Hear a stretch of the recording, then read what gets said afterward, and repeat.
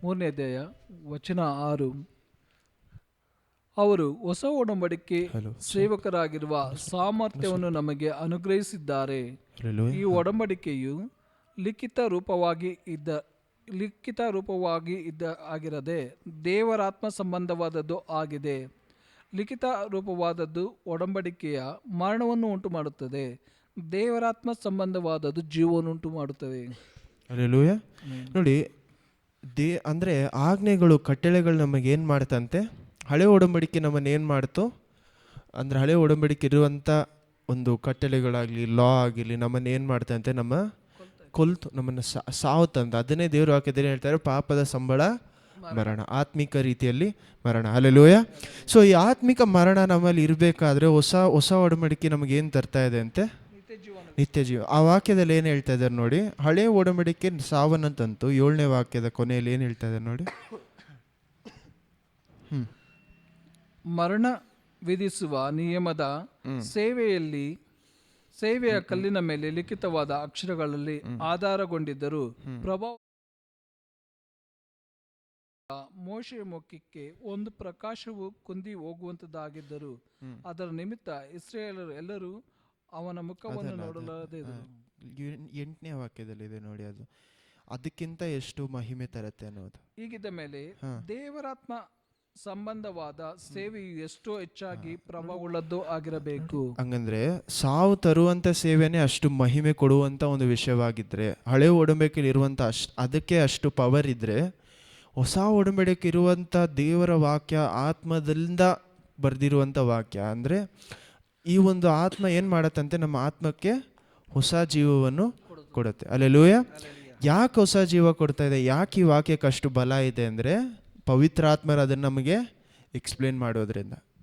ಪವಿತ್ರಾತ್ಮರು ನಿಮ್ಗೆ ಏನು ಮಾಡ್ತಾ ಇದ್ದಾರೆ ಅಂತ, ಇದನ್ನು ಅರ್ಥ ಮಾಡಿಕೊಳ್ಳುವಂಥ ರೀತಿಯಲ್ಲಿ ಮನಕಣ್ಗಳನ್ನು ತೆರೀತಾ ಇದ್ದಾರೆ. ಹಲ್ಲೆಲೂಯಾ. ಪವಿತ್ರಾತ್ಮರ ಮನಕಣ್ಗಳು ತೆರೆದ ಕಾರಣದಿಂದನೇ ಈ ವಾಕ್ಯಕ್ಕೆ ಏನು ಬರ್ತಾ ಇದೆ ಅಂತ, ಆ ಒಂದು ಪವರ್, ಶಕ್ತಿ ಬರ್ತಾ ಇದೆ.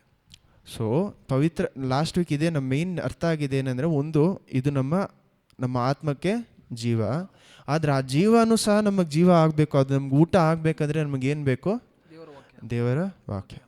ದೇವರ ವಾಕ್ಯ ಅಲ್ಲ, ಆ ಒಂದು ವಿಷಯ ನಮಗೆ ಊಟ ಅಂದರೆ ಏನಾಗಬೇಕು? ದೇವರ ವಾಕ್ಯ ನಮಗೆ ಊಟ ಆಗಬೇಕಂದ್ರೆ ಪವಿತ್ರಾತ್ಮ ಬೇಕು. ಹಲ್ಲೆಲೂಯಾ. ಸೊ ಏನು ಹೇಳ್ತೇನೆ? ದೇವರ ವಾಕ್ಯ ನಮಗೆ ಬಲ ಕೊಡಬೇಕಂದ್ರೆ ನಮಗೇನು ಬೇಕು? ಪವಿತ್ರಾತ್ಮರು ಬೇಕು. ಅವರ ಸಹಾಯ ಇಲ್ಲದೆ ನಾವು ಏನು ಮಾಡೋಕ್ಕೆ, ಈ ವಾಕ್ಯವನ್ನು ಅರ್ಥ ಮಾಡ್ಕೊಳ್ಳೋದಕ್ಕೆ ಸಾಧ್ಯನೇ ಇಲ್ಲ. ಕೆಲವೊಂದು ವಿಷಯಗಳನ್ನು ಮಾತ್ರ ನಾವೇನು ಮಾಡೋಣ ಅಂದರೆ, ಇದರಿಂದ ನಾವು ಮುಂದೆ ಹೋಗಬೇಕಾದ್ರೆ, ನೆಕ್ಸ್ಟ್ ಇದನ್ನು ಇನ್ನೂ ಸ್ವಲ್ಪ ಅರ್ಥ ಮಾಡ್ಕೊಬೇಕಂದ್ರೆ, ಈ ಒಂದು ಕಟ್ಟಳೆಗಳು ಅಂದರೆ ದೇವರ ವಾಕ್ಯದಲ್ಲಿರುವಂಥ ಹಳೆಯ ಒಡಂಬಡಿಕೆಗೂ ಹೊಸ ಒಡಂಬಡಿಕೆ ಏನು ಆ ರೀತಿಯಾದ ಒಂದು ಕನೆಕ್ಷನ್ ಇದೆ? ಹಳೆಯ ಒಡಂಬಡಿಕೆಯಲ್ಲಿ ಏನೆಲ್ಲ ಇದೆ ನೀವೇ ಯೋಚನೆ ಮಾಡಿ ನೋಡಿ. ಹಳೆಯ ಒಡಂಬಡಿಕೆಯಲ್ಲಿ ಏನಿದೆ ಅಂದರೆ, ಓಲ್ಡ್ ಟೆಸ್ಟಮೆಂಟಲ್ಲಿ ಏನಿದೆ ನಮಗೆ? 10 ದಶಾಜ್ಞೆಗಳು. ಓಕೆ, 10 ಕಮ್ಯಾಂಡ್ಮೆಂಟ್ಸ್ ಇದೆ. ಓಕೆ, ಸ್ಟಾರ್ಟಿಂಗಿಂದ ನೀವು ಯೋಚನೆ ಮಾಡಿ ನೋಡಿ. ಯಾಕಂದರೆ ಟುವರ್ಡ್ಸ್ ದಿ ಎಂಡ್ ಒಂದು ಪ್ರಾಫೆಟ್ಸ್ ಇರುತ್ತೆ. ಪ್ರಾಫೆಸಿ ಬಗ್ಗೆ ನಾನು ಕೇಳ್ತಾ ಇಲ್ಲ, ಪ್ರವಾದನೆ ಬಗ್ಗೆ ನಾನು ಅಷ್ಟು ಕೇಳ್ತಾ ಇಲ್ಲ. ಸ್ಟಾರ್ಟಿಂಗಲ್ಲಿ ಏನಿದೆ? ಒಂದು ಫಸ್ಟ್ 6-7 ಪುಸ್ತಕಗಳಲ್ಲಿ ಏನಿದೆ ಯೋಚನೆ ಮಾಡಿ ನೋಡಿ. ಮೊದಲು ಆದಾಮೇವಾಳು ಕಾಲದಲ್ಲಿ ಏನಾಗ್ತಾ ಇದೆ? ಆ ಜಾಗದಲ್ಲಿ ಯೇಸು ಕ್ರಿಸ್ತು ಅಂದರೆ ದೇವರು ಏನು ಮಾಡ್ತಾ ಇದ್ದಾರೆ? ಯೇಸು ಕ್ರಿಸ್ತುವಿನ ಕುರಿತಾಗಿ ಒಂದು ಗುರುತು ಕೊಡ್ತಾ ಇದ್ದಾರೆ, ಹೆಂಗಸಿನ ಮೂಲಕ ಹುಟ್ಟುವಂಥ ಒಂದು ಮಗು ಅಂತ. ಹಲ್ಲೆಲೂಯಾ. ಸೊ ಈ ಮಗುವಿನ ಕುರಿತಾಗಿ ಯೇಸು ಕ್ರಿಸ್ತು ಅಲ್ಲಿ ಮಾತಾಡ್ತಾ ಇದ್ದಾರೆ. ಸೊ ಆದಾಮೇವಾಳು ಪಾಪ ಮಾಡ್ತಾರೆ, ನಮ್ಮ ಆತ್ಮ ಸತ್ತೋಗ್ತಾ ಇದೆ. ಇದಾದ ಮೇಲೆ ಏನಾಗುತ್ತೆ? ನೋವ ಕಾಲದಲ್ಲಿ ಏನಾಗುತ್ತೆ? ಪಾಪವು ಹೆಚ್ಚಾಗುತ್ತೆ. ಸರಿ, ಇವಾಗ ಒಂದು ಪ್ರಶ್ನೆ ಕೇಳ್ತೀನಿ. ಯೇಸು ಕ್ರಿಸ್ತು 3 ದಿವಸ ಸತ್ತೋಗಿರ್ಬೇಕಾದ್ರೆ ಅಂದರೆ 3 ದಿವಸ ಮರಣದಲ್ಲಿ ಇರಬೇಕಾದ್ರೆ, ಅಂದರೆ ಒಂದು ಗುಹೆಯಲ್ಲಿ ಇರಬೇಕಾದ್ರೆ ಏನು ಹೇಳ್ತೀರಾ ಅದಕ್ಕೆ? ಗ್ರೇವ್, ಸಮಾಧಿಯಲ್ಲಿ ಇರಬೇಕಾದ್ರೆ 3 ದಿವಸ ಅವ್ರು ಇರಬೇಕಾದ್ರೆ ಏನು ಮಾಡ್ತಾ ಇದ್ರಂತೆ? ಪಾತಾಳದಲ್ಲಿ ಏನು ಮಾಡ್ತಾ ಇದ್ರು? ಸುವಾರ್ತೆ. ಯಾರಿಗೆ? ಓಕೆ, ನೋವನ ಕಾಲದಲ್ಲಿ ಸತ್ತೋಗಿರುವಂಥ ಆತ್ಮಗಳಿಗೆ ಏನು ಮಾಡಿದ್ರಂತೆ? ಪ್ರಿಸನಲ್ಲಿ ಇದ್ರಂತೆ ಅವರೆಲ್ಲ. ಜೈಲಲ್ಲಿ ಇರಬೇಕಾದ್ರೆ ದೇವ್ರು ಏನು ಮಾಡಿದ್ರಂತೆ? ಸೆರೆಮನೆಯಲ್ಲಿ ಅವರಿಗೆ ಸುವಾರ್ತೆ ಹೇಳಿದ್ರು. ಯಾಕೆ ಆತ್ಮಗಳು ಅಲ್ಲಿ ಸೆರೆಮನೆಯಲ್ಲಿದ್ದರು? ಓಕೆ, ಅಲ್ಲ, ಕಾರಣ ಗೊತ್ತಾಯ್ತು. ಅವ್ರ ಪಾಪದಿಂದ ಅವ್ರು ಸೆರೆಮನೆಯಲ್ಲಿ ಇದ್ದಾರೆ. ಆದರೆ ಬೇರೆ ಆತ್ಮಗಳು, ಯಾಕಂದರೆ ನೋಡಿ ನೆಕ್ಸ್ಟ್ ಎಕ್ಸಾಂಪಲ್ ಯಾರಂದರೆ ನಮ್ಮ ಲಾಜರು ಅಂದರೆ ಲಾಜರು ಮತ್ತು ಆ ಒಂದು ರಿಚ್ ಮ್ಯಾನ್ ಇರ್ತಾನಲ್ಲ, ಒಂದು ಹಣ ಇರುವಂಥ ಐಶ್ವರ್ಯವಂತ, ಹಣ ಇರುವಂಥ ಒಂದು ಐಶ್ವರ್ಯವಂತ. ಸೊ ಅವನೇನು ಮಾಡ್ತಾನೆ, ನಾನು ಆಲ್ರೆಡಿ ಏನಾಗಿದ್ದಾನಂತೆ, ನರಕದಲ್ಲಿ ಇದ್ದಾನೆ. ಅವನು ಜೈಲಲ್ಲಿಲ್ಲ, ಅವನೇನಿಲ್ಲ, ಆತ್ಮಿಕ ರೀತಿಯಾದ ಒಂದು ಸೆರೆಮನೆಯಲ್ಲಿಲ್ಲ. ಏನಾಗಿದ್ದಾನೆ, ಅವನು ಆಲ್ರೆಡಿ ನರಕದಲ್ಲಿ ಇದ್ದಾನೆ. ಅವನಿಗೆ ಆಲ್ರೆಡಿ ಏನಾಗ್ಬಿಡ್ದು, ದೇವರು ಅವನಿಗೆ ಅವಾಗ ನಾನು ಕೇಳ್ತಾ ಇರೋಂಥ ಪ್ರಶ್ನೆ ಏನಂದರೆ, ಸೆರೆಮನೆಯಲ್ಲಿರುವುದಕ್ಕೂ ಆ ಒಂದು ಆತ್ಮ ಆಲ್ರೆಡಿ ನರಕದಲ್ಲಿ ಬೆಂಕಿಯಲ್ಲಿ ಇರುವುದಕ್ಕೂ ಏನು ವ್ಯತ್ಯಾಸ? ಯಾಕೆ? ಯಾರಾದರೂ ಎಷ್ಟು ಜನ ನಾವು ಯೋಚನೆ ಮಾಡಿರ್ಬೋದು, ನೋವನ ಕಾಲದಲ್ಲಿ ಇದ್ದಂಥ ಆತ್ಮಗಳಿಗೆ ಮಾತ್ರ ಯಾಕೆ ಸೆರೆಮನೆ ಕೊಟ್ಟಿದ್ರು ದೇವರು ಅಂತ? ಅರ್ಥ ಯಾರು? ಆ ಒಂದು ಹಣ ಇರುವಂಥವನು ಸಹ ನಂಬಿಲ್ಲ, ಅವನಿಗೂ ದೇವ್ರ ವಾಕ್ಯ ಗೊತ್ತಿತ್ತು. ಹಾಂ ಹಾಂ ಓಕೆ. ಯಾಕೆ ಆ ಒಂದು ಆಪರ್ಚುನಿಟಿ ಯಾಕೆ ಕೊಟ್ಟರು ಅಂತ? ಪಾಪಗಳಿಗೋಸ್ಕರ ಹಾಂ ಹಾಂ ಹಾಂ ದೇವರು ರಕ್ತ ಸುರಿಸಿದ್ರೆ ಮಾತ್ರನೇ ಓಕೆ ಅವ್ರಿಗೆ ಪಾಪ ಪರಿಹಾರ ಆಗುತ್ತೆ. ಆದ್ರೆ ಧರ್ಮಶಾಸ್ತ್ರದ ಪ್ರಕಾರ ಅದಕ್ಕೆ ಬಲ ಸಾಲದು, ಮತ್ತೆ ಆ ಮರಣದಿಂದ ಪಾರಾಗೋದಕ್ಕೆ ಸಾಧ್ಯತೆ ಇಲ್ಲ. ಓಕೆ ಓಕೆ, ನಾನು ಇದು ಅರ್ಥ ಆಯಿತು. ಧರ್ಮಶಾಸ್ತ್ರ ಅಂದರೆ ದೇವ್ರು ಕೊಟ್ಟಿರುವಂಥ ಕಟ್ಟಳೆಗಳ ಮೂಲಕ ಒಬ್ಬರು ನೀತಿವಂತರು ಅಂತ ಹೇಳ್ಕೊಳ್ಳೋದಕ್ಕೆ ಸಾಧ್ಯನೇ ಇಲ್ಲ. ಹಳೆ ಒಡಂಬಡಿಕೆ ಆಗಲಿ ಹೊಸ ಒಡಂಬಡಿಕೆ ಆಗಲಿ, ಯೇಸು ಕ್ರಿಸ್ತು ಒಬ್ಬರನ್ನು ಬಿಟ್ಟು ಬೇರೆ ಯಾರಿಂದಾನೂ ಹಳೆ ಒಡಂಬಡಿಕೆ ಇಟ್ಕೊಂಡು ನಾನು ನೀತಿವಂತನು ಅಂತ ಹೇಳೋದಕ್ಕೆ ಸಾಧ್ಯನೇ ಇಲ್ಲ. Okay, hallelujah. ಇಷ್ಟು ಅರ್ಥ ಚೆನ್ನಾಗಿ ಯೋಚನೆ ಮಾಡಿ. ಇರುವಂಥ ಇಷ್ಟೊತ್ತು ನಾವು ಓದಿದ್ದೀವಲ್ಲ, ಇದಕ್ಕೆ ಕನೆಕ್ಷನ್ ಆಗಿ ನಾನು ಕೇಳ್ತಾ ಇದ್ದೀನಿ. ನೋವನ ಕಾಲದಲ್ಲಿ ಇದ್ದಂಥವ್ರಿಗೆ ಮಾತ್ರ ಯಾಕೆ ಒಂದು ಆಪರ್ಚುನಿಟಿ? ದೇವರ ವಾಕ್ಯದಲ್ಲಿದೆ, ಒಬ್ಬರು ನರಕವನ್ನು ಹೋಗಿ ಸೇರಿದ್ರೆ ಅವ್ರಿಗೆ ಆಪರ್ಚುನಿಟಿ ಅನ್ನೋದೇ ಇನ್ನೊಂದು ಸಾರಿ ಅಂತ ಇಲ್ಲದೆ. ಸೊ ಅವ್ರಿಗೆ ಮಾತ್ರ ಯಾಕೆ ಆ ಒಂದು ಆಪರ್ಚುನಿಟಿ ದೇವರು ಕೊಟ್ಟರು? ನೋವನ ಕಾಲದಲ್ಲಿ ಇಲ್ಲದೇ ಇದ್ದಂಥ ಒಂದು ವಿಷಯ ಅಬ್ರಹಾಮನ ಕಾಲದಿಂದ ಯೇಸು ಕ್ರಿಸ್ತುವಿನ ಕಾಲದವರೆಗೂ ಇತ್ತು. ಏನದು? ನ್ಯಾಯ ತೀರ್ಪಲ್ಲ, ಕಟ್ಟಳೆಗಳು. ಧರ್ಮಶಾಸ್ತ್ರ ಅನ್ನೋದು ಮೋಸೆಯನ ಕಾಲದಲ್ಲಿ ಏನಾಯಿತು, ಆರಂಭವಾಗಿತ್ತು. ಸೊ ಅದಕ್ಕೆ ಮುಂಚೆ ಇರುವಂಥ ಯಾರಿಗೂ ಸಹ ಈ ರೀತಿಯಾದ ಧರ್ಮ ಏನು ಹೇಳ್ತಾರೆ, ಧರ್ಮಶಾಸ್ತ್ರ ಇದೆ ಅನ್ನುವುದೇ ಅವರಿಗೆ ಗೊತ್ತಿಲ್ಲ. ಸೊ ಈ ರೀತಿ ಅವರಿಗೆ ಒಂದು ರೀತಿಯಲ್ಲಿ ಏನು ಮಾಡ್ಬೋದು, ಆ ಒಂದು ರೀತಿಯಲ್ಲಿ ನಾನು ಪಾಪಕ್ಕೆ ಪರಿಹಾರ ಅನ್ನುವುದೇ ಅವರಿಗೆ ಇಲ್ಲ. ಇದು ತಪ್ಪು, ಇದು ರೈಟ್ ಅಂತ ಹೇಳುವುದೇ ಅವ್ರಿಗೆಲ್ಲ ಗೊತ್ತಿರಲಿಲ್ಲ ಅನ್ನೋದಕ್ಕಿಂತ ಅವ್ರ ಮನಸ್ಸಲ್ಲಿತ್ತು, ಅವ್ರಿಗೆ ತಪ್ಪು ಅಂತ ಗೊತ್ತು, ಆದ್ರೂ ಅವ್ರು ಏನು ಮಾಡ್ತಾಯಿದ್ರು. ಆದರೆ ಇದೇ ಕರೆಕ್ಟು, ಇದೇ ತಪ್ಪು ಅಂತ ಹೇಳುವಂಥ ರೀತಿಯಲ್ಲಿ ಧರ್ಮ ಅನ್ನೋದು ಅವ್ರಿಗೆ ಇರಲಿಲ್ಲ. ಅಂದರೆ ಒಂದು ರೂಲ್ ಅನ್ನೋಂಥ ಅವ್ರಿಗೆ ಇರಲಿಲ್ಲ. ಅಟ್ಲೀಸ್ಟ್ ನಮಗೆ ಗೊತ್ತಿರುವ ಮಟ್ಟಿಗೆ ಇರಲಿಲ್ಲ. ಸೊ ಅವ್ರಿಗೆಲ್ಲ ಆಪರ್ಚುನಿಟಿ, ಯಾಕಂದರೆ ಒಂದು ರೂಲ್ ಅಂದರೆ ಅವ್ರು ಏನು ಬರೀ ದೇವರ ವಾಕ್ಯದಲ್ಲಿ ಇದು ರೂಲು, ಇದು ಕಟ್ಟು, ಇದು ತಪ್ಪು, ರೈಟು ಅಂತ ಮಾತ್ರ ಹೇಳಿಲ್ಲ. ಅದು ತಪ್ಪು ಮಾಡಿದ್ರೆ ಒಂದು ವೇಳೆ ಈ ತಪ್ಪಿಗೆ ಅದೇನೋ ಅವನಿಗೆ ಈ ಒಂದು ಶಿಕ್ಷೆ ಅನ್ನೋದು ಇತ್ತು. ಸೊ ಯಾರ ತಪ್ಪಿಗೂ ನ್ಯಾಯ ಇಲ್ಲದೆ ಹೋಗಿರಲಿಲ್ಲ. ಆದರೆ ನೋವನ ಕಾಲದಲ್ಲಿ ಇದ್ದಂಥ ಆತ್ಮಗಳಿಗೆ ತಪ್ಪಿಗೆ ಒಂದು ಆಪರ್ಚುನಿಟಿ, ತಪ್ಪು ಮಾಡಿದ ಮೇಲೆ ಅದಕ್ಕೆ ಶಿಕ್ಷೆ ಅನ್ನುವುದೇ ಅವರಿಗೆ ಇರಲಿಲ್ಲ. ಸೊ ಅವ್ರು ಒಂದು ಕೊಲೆ ಮಾಡ್ತಾರೆ ಅಂತ ಇಟ್ಕೊಳ್ಳಿ, ಅವ್ರು ಕೊಲೆ ಮಾಡಿದ ಮೇಲೆ ಅದಕ್ಕೆ ಅವ್ರಿಗೆ ಏನು ಕೊಡಬೇಕು ಶಿಕ್ಷೆ ಅಂತ ಅವ್ರ ಕಾಲದಲ್ಲಿ ಇರಲಿಲ್ಲ. ಅಟ್ಲೀಸ್ಟ್ ನಮ್ಗೆ ಗೊತ್ತಿರೋ ಮಟ್ಟಿಗೆ ಇರಲಿಲ್ಲ. ಅಂದರೆ ದೇವರ ವಾಕ್ಯದ ಕರೆಕ್ಟಾಗಿ ಇರಲಿಲ್ಲ. ಹಲ್ಲೆಲೂಯಾ. ಸೊ ಈ ಒಂದು ರೂಲ್ ಯಾವಾಗ ಅಪ್ಲೈ ಆಗ್ತಾ ಇದೆ, ಆ ಮೋಸೆ ಕಾಲದಲ್ಲಿ, ಮೋಸೆ ಬರೆದ ಮೇಲೆ. ಸೊ ದೇವ್ರು ಏನು ಮಾಡ್ತಾ ಇದ್ದಾರೆ, ಅಲ್ಲಿ ಇರುವಂಥವ್ರನ್ನ ಡೈರೆಕ್ಟಾಗಿ ಏನು ಮಾಡೋಕ್ಕಾಗಲ್ಲ. ಯಾಕಂದರೆ ಅವ್ರಿಗೊಂದು ಆಪರ್ಚುನಿಟಿ ಅನ್ನೋದೇ ಅವಕಾಶನೇ ಇಲ್ಲ. ಒಬ್ಬರು ಯಾರು ಅವ್ರಿಗೆ ನೋವ ಮಾತ್ರ ಏನು ಹೇಳಿದ್ರು, ಇದೆಲ್ಲ ಆಗ್ತಾ ಇದೆ ಅಂತ ದೇವ್ರ ಕಡೆ ತಿರ್ಕೊಳ್ಳಿ ಅಂತ ಮಾತ್ರ ಅವ್ರಿಗೆ ಹೇಳಿದ್ರು. ಇದು ದೇವ್ರ ವಾಕ್ಯದಲ್ಲಿ ಸಂಪೂರ್ಣವಾಗಿ ಎಕ್ಸ್ಪ್ಲೇನ್ ಮಾಡಿರುವಂಥ ವಿಷಯ ಅಲ್ಲ. ನಾವು ಅರ್ಥ ಮಾಡಿಕೊಳ್ಬೋದು. ನಮಗೊಂದು ಅರ್ಥ, ಇದು ಕರೆಕ್ಟು, 100% ಕರೆಕ್ಟ್, 100% ತಪ್ಪು ನಾನು ಹೇಳ್ತಾ ಇಲ್ಲ. ನನಗೆ ಅರ್ಥ ಆಗಿದ್ದನ್ನ ನಾನು ನಿಮಗೆ ನಮ್ಮೆಲ್ಲರಿಗೆ ಏನೇನು ಅರ್ಥ ಆಗುತ್ತೆ ಅದನ್ನು ನಾವು ಹೇಳ್ತಾ ಇದ್ದೀವಿ. ಹಲ್ಲೆಲೂಯಾ. ಸೊ ಅವರಿಗೆ ಒಂದು ಆಪರ್ಚುನಿಟಿ ಕೊಟ್ಟಿರಬೇಕಾಗಿರುವಂಥ ಒಂದು ಕಾರಣ ಇದು ಇರೋಕ್ಕೆ ಸಾಧ್ಯ. ಯಾಕಂದರೆ ಅವ್ರಿಗೆ ಒಂದು ಇದಾದರೆ ಇದು ಅಂತ ಅವ್ರಿಗೆ ಉಪಕಾರ ಇರಲಿ. ಅಂದರೆ ಉಪಕಾರ ಅಲ್ಲ, ಇದೇನು ಹೇಳ್ತೀರಾ, ಉಪದೇಶನೂ ಅಲ್ಲ, ಸ್ಯಾಕ್ರಿಫೈಸ್, ಒಂದು ಬಲಿ ಅಂದರೆ ತ್ಯಾಗ ಅನ್ನೋದೇ ಅವ್ರಿಗೆ ತ್ಯಾಗ ಅಲ್ಲ. ಪನಿಷ್ಮೆಂಟ್ಗೆ ಏನು ಹೇಳ್ತೀರಾ, ಇದಕ್ಕೆ ಬದಲಾಗಿ ಇದು ಕಟ್ಟಿದ್ರೆ ಬೆಳೆ ಹೋಗ್ಬಿಡುತ್ತೆ, ಫೈನ್ ಕಟ್ತೀವಲ್ಲ ಫಾರ್ ಎಕ್ಸಾಂಪಲ್, ಅಥವಾ ಇದಕ್ಕೆ ಬದಲಾಗಿ ಇದು. ಯಾಕಂದರೆ ಆ ಕಾಲದಲ್ಲಿ ಏನು ಮಾಡ್ತಾರೆ, ತನ್ನ ಪಾಪಗಳೆಲ್ಲವನ್ನು ಸಬ್ಸ್ಟಿಟ್ಯೂಷನ್, ನಾನು ಕೇಳ್ತಾ ಇರೋಂಥ ವಾಕ್ಯದ ಹೆಸರು ಸಬ್ಸ್ಟಿಟ್ಯೂಷನ್, ನನಗೆ ಬದಲಾಗಿ ಬೇರೆ ಯಾರೋ ಹೋಗಿ ಅಂದರೆ ಬದಲಾಗಿ ಕರೆಕ್ಟ್. ಸೊ ಅವ್ರಿಗೆ ಬದಲಾಗಿ ಹೋಗಿ ಇದು ಮಾಡಬೇಕು ಅನ್ನೋದೇ ಇರಲಿಲ್ಲ. ಎಕ್ಸಾಂಪಲ್ಗೆ ಏನಂದರೆ ಹಳೆಯ ಒಡಂಬಡಿಕೆಯಲ್ಲಿ ಏನು ರೂಲ್ ಇತ್ತು, ನಮ್ಮ ಪಾಪಗಳನ್ನ ಇದು ಮಾಡೋಕ್ಕೆ ಒಂದು ಬರ್ಡೋ ಅಥವಾ ಒಂದು ಅನಿಮಲು ಇದು ಈ ರೀತಿ ಏನು ಮಾಡ್ತಾಯಿದ್ರು, ಬಲಿ ಕೊಡ್ತಾಯಿದ್ರು. ಯಾಕೆ ಅವರ ಪಾಪಗಳು ಆ ರಕ್ತದ ಮೂಲಕ ಏನಾಗ್ತಾಯಿತ್ತಂತೆ, ಅವರ ಪಾಪಗಳ ಕ್ಷಮಾಪಣೆ ಪರಿಹಾರ. ಇದೇ ವಾಕ್ಯ, ಪರಿಹಾರ ಅನ್ನೋದೇ ಅವರಿಗೆ ಇರಲಿಲ್ಲ. ಹಲ್ಲೆಲೂಯಾ. ಸೊ ಅವ್ರ ಪರಿಹಾರ ಇಲ್ಲದೇ ಇದ್ದಂಥ ಕಾರಣದಿಂದ ಅವರೆಲ್ಲ ಏನು ಮಾಡ್ತಾಯಿದ್ರೆ, ಅವರಿಗೆ ದೇವರು ಒಂದು ಆಪರ್ಚುನಿಟಿ ಕೊಟ್ಟಿರ್ಬೋದು. ಸೊ ಇದು ಇಂಪಾರ್ಟೆಂಟ್ ಅಲ್ಲ, ಒಂದು ಎಕ್ಸಾಂಪಲ್ ಅಷ್ಟೇ. ಓಕೆ. ಸೊ ನೋಹನ ಕಾಲ ಆಯಿತು. ನೋಹ ಆದಮೇಲೆ ಆಬ್ರಹಾಮನು ಏನಾಗ್ತಾ ಇದ್ದಾರೆ, ಆಬ್ರಹಾಮನಿಗೆ ದೇವರು ಏನು ಮಾಡ್ತಾರೆ, ಫಸ್ಟು ಆಬ್ರಹಾಮನಿಗೆ ಏನೆಲ್ಲ ಆಯಿತು ಯೋಚನೆ ಮಾಡಿ ನೋಡಿ. ಆಬ್ರಹಾಮ್ ಸ್ಟಾರ್ಟಿಂಗಲ್ಲಿ ಏನಾಯಿತು, ಆಬ್ರಹಾಮನನ್ನು ದೇವರು ಕರೀತಾ ಇದ್ದಾರೆ. ಆಬ್ರಹಾಮ್ನ ಕರೆದ ಮೇಲೆ ಎಲ್ಲಿಂದ ಕರೀತಾ ಇದ್ದಾರೆ, ಅವ್ರ ಅಪ್ಪ ಅಮ್ಮನ ಬಿಟ್ಟು ಏನು ಮಾಡು, ನಿನ್ನ ಹೆಂಡ್ತಿನ ಕರ್ಕೊಂಡು ಏನು ಮಾಡು, ಸಪ್ರೇಟಾಗಿ ಬಾ. ಸೊ ಅವ್ರು ಸಪ್ರೇಟಾಗಿ ಬಂದ ಮೇಲೆ ಅವ್ರನ್ನ ದೇವರು ಏನು ಮಾಡ್ತಾರೆ, ಅವನಿಗೆ ಒಂದು ಪ್ರಾಮಿಸ್ ಕೊಡ್ತಾರೆ. ಇದು ತುಂಬ ಮುಖ್ಯ, ಚೆನ್ನಾಗಿ ಅರ್ಥ ಮಾಡ್ಕೊಳ್ಳಿ. ದೇವರು ಆಬ್ರಹಾಮನಿಗೆ ಏನು ಮಾಡ್ತಾ ಇದ್ದಾರೆ, ಒಂದು ಪ್ರಾಮಿಸ್. ಏನು ಪ್ರಾಮಿಸ್ ಕೊಡ್ತಾ ಇದ್ದಾರೆ, ನಾನು ನಿನ್ನನ್ನು ಆಶೀರ್ವದಿಸಿ ನಿನ್ನ ದೊಡ್ಡ ಜನಾಂಗ ಆಗುವಂತೆ ಮಾಡ್ತೀನಿ ಅಂತ ಹೇಳ್ತಾರೆ. ಓಕೆ, ಅದು ನಾವೇನು ಮಾಡೋಣ ಅಂದರೆ ಓದೋಣ. ಆದಿಕಾಂಡ 12ನೇ ಅಧ್ಯಾಯ 6ನೇ ವಾಕ್ಯ ಅಂದ್ಕೊಳ್ತೀನಿ. ಆದಿಕಾಂಡ 12:6 ಓದಿ ನೋಡೋಣ. ಜೆನಿಸಿಸ್ 12:6 6-7. ಓಕೆ, 6-7 ಓದಿ. 6 and 7. ಆದಿಕಾಂಡ 12ನೇ ಅಧ್ಯಾಯ ವಚನ 6-7. ಆದಿಕಾಂಡ 12ನೇ ಅಧ್ಯಾಯ ವಚನ 6 ಮತ್ತು 7. 3 ಓದಿ. 2 ಮತ್ತು 3. ಸಾರಿ, 6-7 ಅಲ್ಲ, ಅದು ಆಮೇಲೆ. ಮೊದಲು 2-3 ಓದಿ. 2 ಮತ್ತು 3. ನಾನು ನಿನ್ನನ್ನು ದೊಡ್ಡ ಜನಾಂಗ ಹೋಗುವಂತೆ ಮಾಡಿ ಆಶೀರ್ವದಿಸಿ ನಿನ್ನ ಹೆಸರನ್ನು ಪ್ರಖ್ಯಾತಿಗೆ ತರುವೆನು. ನೀನು ಆಶೀರ್ವಾದ ನಿಧಿಯಾಗುವಿ. ನಿನ್ನನ್ನು ಅರಸುವವರನ್ನು ಅರಸುವೆನು, ನಿನ್ನನ್ನು ಶಪಿಸುವವರನ್ನು ಶಪಿಸುವೆನು. ನಿನ್ನ ಮೂಲಕ ಭೂಲೋಕದ ಎಲ್ಲ ಕುಲದವರೆಗೂ ಆಶೀರ್ವಾದ ಉಂಟಾಗುವುದು ಎಂದು ಹೇಳಿದನು. ಫಸ್ಟ್ ಏನಂದರೆ, ಮೊದಲು ಏನು ಹೇಳ್ತಾ ಇದ್ರೆ, ನಿನ್ನ ಮೂಲಕ ಭೂಲೋಕದಲ್ಲಿ ಇರುವಂಥ ಎಲ್ಲರಿಗೂ ನಾನೇನು ಮಾಡ್ತೀನಿ, ಆಶೀರ್ವಾದ ಕೊಡ್ತೀನಿ. ಯಾವ ರೀತಿ?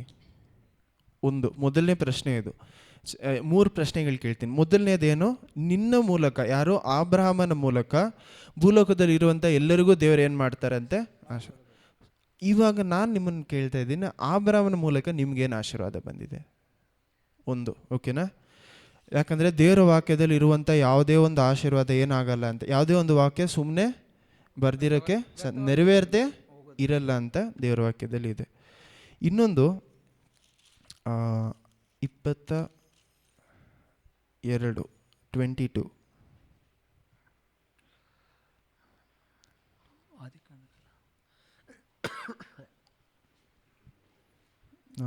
ಆದಿಕಾಂಡ 22:16 ಓದಿ. ಆದಿಕಾಂಡ 22 ವಚನ 16. ಆದಿಕಾಂಡ 22 ವಚನ 16. ನೀನು ನಿನ್ನ ಒಬ್ಬನೇ ಮಗುವನ್ನು ಸಮರ್ಪಿಸುವುದಕ್ಕೆ ಹಿಂದೆಗೆದೆ ಹೋದದ್ದರಿಂದ ನಾನು ನಿನ್ನನ್ನು ಆಶೀರ್ವದಿಸುವೆನು. ನಿನ್ನ ಸಂತತಿಯನ್ನು ಹೆಚ್ಚಿಸುವೆನು. ಅದನ್ನು ಆಕಾಶದ ನಕ್ಷತ್ರಗಳಂತೆ ಸಮುದ್ರದ ತೀರದಲ್ಲಿರುವ ಉಸುಬಿನಂತೆಯೂ ಅಸಂಖ್ಯವಾಗಿ ಮಾಡುವೆನು. ಆಮೇಲೆ 17, 15, 16, 17 ಓದಿ. ಅವರ ಶತ್ರುಗಳ 17 ಮುಖ್ಯವಾದಂಥ, ಅವರ ಶತ್ರುಗಳ ಪಟ್ಟಣಗಳನ್ನು ಸ್ವಾಧೀನ ಮಾಡಿಕೊಳ್ಳುವರು. ನೀನು ನನ್ನ ಮಾತನ್ನು ಕೇಳಿದರೆ 17 ಓದಿ ಇನ್ನೊಂದ್ಸತಿ. 17 17 ಇನ್ನೊಂದ್ಸತಿ ಓದಿ. ನಿನ್ನ ಸಂತತಿಯನ್ನು ಹೆಚ್ಚಿಸುವೆನು. ಅದನ್ನು ಆಕಾಶದ ನಕ್ಷತ್ರಗಳಂತೆಯೂ ಸಮುದ್ರ ತೀರದಲ್ಲಿರುವ ಉಸುಪಿನಂತೆಯೂ ಅಸಂಖ್ಯವಾಗಿ ಮಾಡುವೆನು. ಅವರ ಶತ್ರುಗಳ ಪಟ್ಟಣಗಳನ್ನು ಸ್ವಾಧೀನ ಮಾಡಿಕೊಳ್ಳುವರು. ಕಂಟಿನ್ಯೂ ಮಾಡಿ ಓದಿ. ನೀನು ಮುಗಿಸ್ಬಿಡಿ. ನೀನು ನನ್ನ ಮಾತನ್ನು ಕೇಳಿದ್ದರಿಂದ ಭೂಮಿಯ ಎಲ್ಲ ಜನಾಂಗಗಳಿಗೂ ನಿನ್ನ ಸಂತತಿಯ ಮೂಲಕ ಆಶೀರ್ವಾದ ಉಂಟಾಗುವುದು ಎಂಬುದಾಗಿ ಕರ್ತರು ತನ್ನ ಆಣೆ ಇಟ್ಟು ಹೇಳಿದ್ದಾರೆ ಅಂದನು. ಆಮೇಲೆ ನಿನ್ನ ಸಂತತಿಯ ಮೂಲಕ ಏನಾಗುತ್ತಂತೆ, ಆಶೀರ್ವಾದ ಬರುತ್ತೆ ಅಂತ ತಿರುಗಿ ಹೇಳ್ತಾ ಇದ್ದಾರೆ. Next 26 Genesis 26:3-5. ಆದಿಕಾಂಡ 26 ವಚನ 3. ನೀನು ಈ ದೇಶದಲ್ಲಿ ಪ್ರವಾಸಿಯಾಗಿರು. ನಾನು ನಿನ್ನ ಬಳಿಯಲ್ಲಿದ್ದು ನಿನ್ನನ್ನು ಆಶೀರ್ವಾದಿಸಿ ಅಭಿವೃದ್ಧಿಪಡಿಸಿ ನಿನಗೂ ನಿನ್ನ ಸಂತತಿಯರಿಗೂ ಈ ಪ್ರದೇಶಗಳನ್ನು ಕೊಡುವೆನು. ನಿನ್ನ ತಂದೆಯಾದ ಅಬ್ರಹಾಮನು ನನ್ನ ಮಾತನ್ನು ಕೇಳಿ ನಾನು ಹೇಳಿದಂತೆ ಮಾಡಿ ನನ್ನ ಆಜ್ಞೆ ನೇಮ ವಿಧಿಗಳನ್ನು ಕೈಕೊಂಡು ನಡೆದುದರಿಂದ ನಾನು ಅವನಿಗೆ ಮಾಡಿದ ಪ್ರಮಾಣವನ್ನು ನೆರವೇರಿಸಿ ನಿನ್ನ ಸಂತತಿಯವರನ್ನು ಆಕಾಶದಲ್ಲಿರುವ ನಕ್ಷತ್ರಗಳಷ್ಟಾಗಿ ಮಾಡಿ ಅವರಿಗೆ ಈ ಪ್ರದೇಶಗಳನ್ನೆಲ್ಲ ಕೊಡುವೆನು. ಭೂಮಿಯ ಎಲ್ಲ ಜನಾಂಗಗಳಿಗೂ ನಿನ್ನ ಸಂತತಿಯ ಮೂಲಕ ಆಶೀರ್ವಾದವಾಗುವುದು ಅಂದರು. ಆಮೆನ್. ಇದು ವಾಕ್ಯ ನೀವು ಎಷ್ಟು ಜನ ನೋಟ್ ಮಾಡಿದ್ರಿ ಅಂತ ಗೊತ್ತಿಲ್ಲ. 28ರಲ್ಲಿ 15 ಸಹೋದರಿ, ಇದು 3 ಜನರಿಗೆ. ಆಬ್ರಾಮನು, ಇವಾಗ ನಾವು 26ರಲ್ಲಿ ಓದಿದ್ದು ಈಸಾಕನಿಗೆ ದೇವರು ಕೊಟ್ಟಂಥ ವಾಗ್ದಾನ. 28ರಲ್ಲಿ 15 ಯಾಕೋಬನಿಗೆ ದೇವರು ಕೊಡ್ತಾ ಇರುವಂಥ ವಾಗ್ದಾನ. ಆದಿಕಾಂಡ 28:15. ಇದಲ್ಲದೆ ನಾನು ನಿನ್ನ ಸಂಗಡ ಇದ್ದು ನೀನು ಹೋಗುವ ಎಲ್ಲ ಸ್ಥಳಗಳಲ್ಲಿ ನಿನ್ನನ್ನು ಕಾಪಾಡಿ ತಿರುಗಿ ಈ ದೇಶಕ್ಕೆ 13 I will give to you 13ರಿಂದ 14. ಇದಲ್ಲದೆ ಕರ್ತರು ಅವನ ಬಳಿಯಲ್ಲಿ ನಿಂತು, ನಾನು ನಿನ್ನ ತಂದೆಯಾದ ಅಬ್ರಹಾಮನ ದೇವರು ಈಸಾಕನ ದೇವರು ಆಗಿರುವ ಕರ್ತರು, ನೀನು ಮಲಗಿಕೊಂಡಿರುವ ಈ ದೇಶವನ್ನು ನಿನಗೂ ನಿನ್ನ ಸಂತತಿಗೂ ಕೊಡುವೆನು. ನಿನ್ನ ಸಂತತಿಯು ಭೂಮಿಯ ಧೂಳಿನಂತೆ ಅಸಂಖ್ಯವಾಗುವುದು. ನೀನು ಪೂರ್ವ, ಪಶ್ಚಿಮ, ಉತ್ತರ, ದಕ್ಷಿಣ ಉತ್ತರ ದಿಕ್ಕುಗಳಿಗೆ ಹರಡಿಕೊಳ್ಳುವಿ. ನಿನ್ನ ಮೂಲಕವೂ ನಿನ್ನ ಸಂತತಿಯು ಮೂಲಕವೂ ಭೂಮಿಯ ಎಲ್ಲ ಕುಲದವರಿಗೂ ಆಶೀರ್ವಾದ ಉಂಟಾಗುವುದು. ಇದಲ್ಲದೆ ನಾನು ನಿನ್ನ ಸಂಗಡ ಇದ್ದು ನೀನು ಹೋಗುವ ಎಲ್ಲ ಸ್ಥಳಗಳಲ್ಲಿ ನಿನ್ನನ್ನು ಕಾಪಾಡಿ ತಿರುಗಿ ಈ ದೇಶಕ್ಕೆ ಬರಮಾಡುತ್ತೇನೆ. ನಾನು ನಿನಗೆ ಹೇಳಿದ್ದನ್ನೆಲ್ಲ ನೆರವೇರಿಸದ ಹೊರತು. ತಿರುಗಿ ಏನು ಹೇಳ್ತಾರೆ ಅಂದರೆ, ನಿನ್ನ ಸಂತತಿಯ ಮೂಲಕ ನಾನು ಏನು ಮಾಡ್ತೀನಿ, ಆಶೀರ್ವದಿಸ್ತೀನಿ. ಯಾರ ಕುರಿತಾಗಿ ಮೂರು ಜನರಿಗೂ ಕೊಡ್ತಾ ಇದ್ದಾರೆ ನೋಡಿ, ಅಬ್ರಾಮನು, ಇಸಾಕನು, ಯಾಕೋಬನು. ನಮ್ಮನ್ನು ಯಾವ ರೀತಿ ಆಶೀರ್ವದಿಸಿದ್ದಾರೆ? ದೇವರ ವಾಕ್ಯ ಸುಳ್ಳಾಗೋದಕ್ಕೆ ಸಾಧ್ಯ ಇಲ್ಲ. ಸೊ ನಾನು ಕೇಳ್ತಾ ಇರೋಂಥ ಪ್ರಶ್ನೆ, ನಿಮ್ಮನ್ನು ನನ್ನನ್ನು ಯಾವ ರೀತಿ ದೇವರು ಆಶೀರ್ವದಿಸಿದ್ದಾರೆ? ಅಬ್ರಾಮನ ಮೂಲಕ. ನನ್ನನ್ನು, ನಮ್ಮೆಲ್ಲರನ್ನು ದೇವರು ಕ್ರಿಸ್ತ ಯೇಸುವಿನ ಮೂಲಕ ಆಶೀರ್ವದಿಸಿ. ಸರಿ, ಓಕೆ. ಯಾವ ರೀತಿ? ಯಾಕಂದರೆ ಅವ್ರ ವಾಗ್ದಾನ ಅಲ್ಲಿದೆ, ಇಲ್ಲಿ ನಮಗೇನು ಮಾಡಿದ್ದಾರೆ, ವಾಕ್ಯ ಕೊಟ್ಟಿದ್ದಾರೆ. ಇದಕ್ಕೆ ಅರ್ಥ ಯಾರು ಕೊಡ್ತಾರೆ ಅಂದರೆ, ಪೌಲ್ ಬರೀತಾರೆ. ಪೌಲು ಗಲಾಷಿಯನ್ಸ್ 3ನೇ ಅಧ್ಯಾಯದಲ್ಲಿ, ನಾವು 3ನೇ ಅಧ್ಯಾಯ ತೊಗೊಂಡು ಹೋದೋಣ. ಗಲಾಷಿಯನ್ಸ್ 3ನೇ ಅಧ್ಯಾಯ ತೊಗೊಂಡು ಓದೋಣ. 3ರಲ್ಲಿ 1ರಿಂದ ಓದೋಣ. ಗಲಾಷಿಯನ್ಸ್ 3:1. ಮೆತ್ತಗೆ ಓದೋಣ, ಒಂದೊಂದು ವಾಕ್ಯವಾಗಿ ಓದೋಣ, ನಾವು ಅರ್ಥ ಮಾಡ್ಕೊಳ್ಳೋಣ.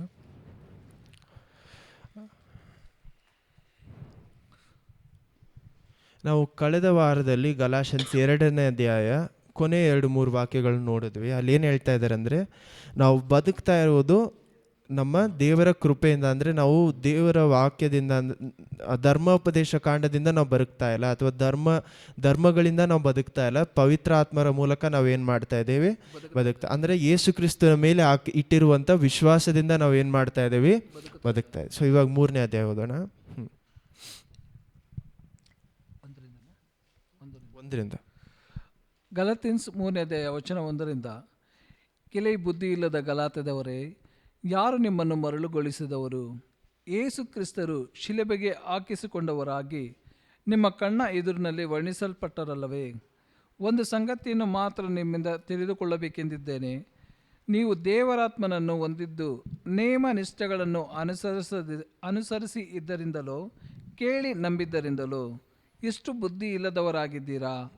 ದೇವರಾತ್ಮನ ಅನುಸಾರವಾಗಿ ಪ್ರಾರಂಭಿಸಿ ಈಗ ಬಹಿ ಆಚಾರಗಳಿಂದ ಸಿದ್ಧಿಗೆ ಬರಬೇಕೆಂದಿದ್ದೀರಾ? ಆಮೇಲೆ ಮೊದಲು ನೋಡಿ, ಪೌಲ್ ಸ್ಟಾರ್ಟಿಂಗಲ್ಲಿ ಏನು ಕೇಳ್ತಾ ಇದ್ದಾರೆ ಅಂದರೆ, ದೇವರ ಆತ್ಮ ನಿಮಗೆ ಯಾವುದರಿಂದ ಸಿಕ್ಕಿಲ್ಲ? ನೀವು ಮಾಡಿರುವಂಥ ಒಳ್ಳೆ ಕೆಲಸಗಳಿಂದ ನಿಮಗೆ, ಪುಣ್ಯ ಕೆಲಸಗಳಿಂದ ನಿಮಗೆ ಸಿಕ್ಕಿಲ್ಲ. ನೀವು ದೇವ್ರಿಗೆ ಕೊಟ್ಟಿರುವಂಥ ರೂಲ್ಸ್ ಎಲ್ಲ ಫಾಲೋ ಮಾಡಿ ನಿಮಗೆ ದೇವರ ಆತ್ಮ ಏನಾಗಿಲ್ಲ, ನಿಮಗೆ ಸಿಕ್ಕಿಲ್ಲ. ಸೊ ನೀವು ಮಾಡಿದ ಯಾವುದೇ ಕೆಲಸದಿಂದ ದೇವರ ಆತ್ಮ ನಿಮಗೆ ಸಿಗದೇ ಇರುವಾಗ, ದೇವರ ಆತ್ಮರನ್ನು ನೀವು ಇಟ್ಕೊಳ್ಳೋದಕ್ಕೆ, ಅಂದರೆ ದೇವರ ಆತ್ಮರನ್ನು ನಿಮ್ಮ ಜೊತೆಯಲ್ಲೇ ಇಟ್ಕೊಳ್ಳೋದಕ್ಕೆ, ದೇವರ ಆತ್ಮರ ಜೊತೆಯಲ್ಲಿ ಇರುವಂಥ ಒಂದು ಸಂಬಂಧವನ್ನು ಇಟ್ಕೊಳ್ಳೋದಕ್ಕೆ ನೀವು ಮಾಡುವಂಥ ಯಾವುದೇ ಕೆಲಸ ಅವ್ರನ್ನ ಏನು ಮಾಡಲ್ಲ, ನಿಮ್ಮಿಂದ ದೂರ ಮಾಡೋದಕ್ಕೆ ಸಾಧ್ಯ ಇಲ್ಲ. ನೀವು ಮಾಡುವಂಥ ಒಳ್ಳೇದಾಗಿರಲಿ, ನೀವು ಮಾಡುವಂಥ ಕೆಟ್ಟದಾಗಿರಲಿ, ದೇವರು ನಿಮ್ಮ ಹತ್ರನೋ ದೂರನೋ ಮಾಡೋಕ್ಕೆ ದೇವರ ಆತ್ಮವನ್ನು ನಿಮ್ಮಿಂದ ಹತ್ರ ದೂರ ಮಾಡೋದಕ್ಕೆ ಸಾಧ್ಯ ಇಲ್ಲ.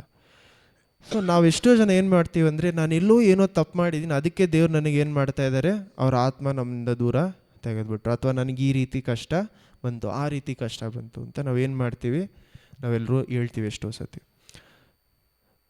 ಅದಕ್ಕೆ ಅರ್ಥ ಏನಂದರೆ, ನೀವು ಚೆನ್ನಾಗಿರಬೇಕಾದ್ರೆ ದೇವ್ರು ನೀವು ಮಾಡಿರುವಂಥ ಒಳ್ಳೆಯದನ್ನು ನೋಡಿ, ಅಂದರೆ ನೀವು ದೇವರ ವಾಕ್ಯದ ಕರೆಕ್ಟಾಗಿ ಏನೆಲ್ಲ ನಡ್ಕೊಂಡ್ರೆ ಅದೆಲ್ಲ ನೋಡಿನೇ ನಿಮ್ಗೆ ಆಶೀರ್ವಾದ ಕೊಡ್ತಾ ಇದ್ದಾರೆ ಅಂತ ಅರ್ಥ.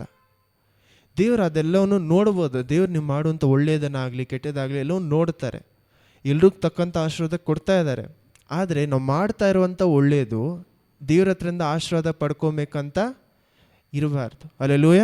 ನಿಮಗೆ ಒಳ್ಳೆ ಹಣಕಾಸು ಇರಬೇಕು, ಆಶೀರ್ವಾದ ಇರಬೇಕು, ಜೀವನದಲ್ಲಿ ಸಮಾಧಾನ ಇರಬೇಕು, ನನಗೆ ಒಳ್ಳೆ ಆರೋಗ್ಯ ಬೇಕು, ನನಗೆ ಅದು ಬೇಕು ಇದು ಬೇಕು ಅನ್ನುವಾಗ ನಾವೆಲ್ಲರೂ ನಮ್ಮ ಒಳ್ಳೆಯ ಕ್ರಿಯೆಗಳನ್ನು ಮಾಡೋದು ಏನಕ್ಕೋಸ್ಕರ ಆಗ್ಬಿಡ್ತಾ ಇದೆ. ಎಕ್ಸಾಂಪಲ್, ಎಷ್ಟೋ ಜನ ಟೈತ್ ಕೊಡೋದೇ ಏನಕ್ಕೋಸ್ಕರ ಅಂದರೆ, ದೇವರಿಗೆ ದಶಮ ಭಾಗ ಕೊಡ್ತಾ ಇರೋದು ಏನಕ್ಕೋಸ್ಕರ, ನಾನು ಕೊಟ್ಟರೆ ದೇವ್ರು ನನಗೆ ವಾಪಸ್ಸು ಕೊಡ್ತಾರೆ. ಅವ್ರು ಕೊಡ್ತಾರೆ ಅನ್ನೋದು ವಾಕ್ಯದಲ್ಲಿ ಇದೆ, ನಾನು ಇಲ್ಲ ಅಂತ ಹೇಳಿಲ್ಲ. ನೀವು ಕಾಣಿಕೆ ಕೊಟ್ಟರೆ ದೇವ್ರು ನೀವು ಬಿತ್ತುವುದನ್ನು ಹತ್ರಷ್ಟು ಏನು ಮಾಡ್ತಾರೆ ಅಂತ ನಿಮಗೆ ಹೆಚ್ಚು.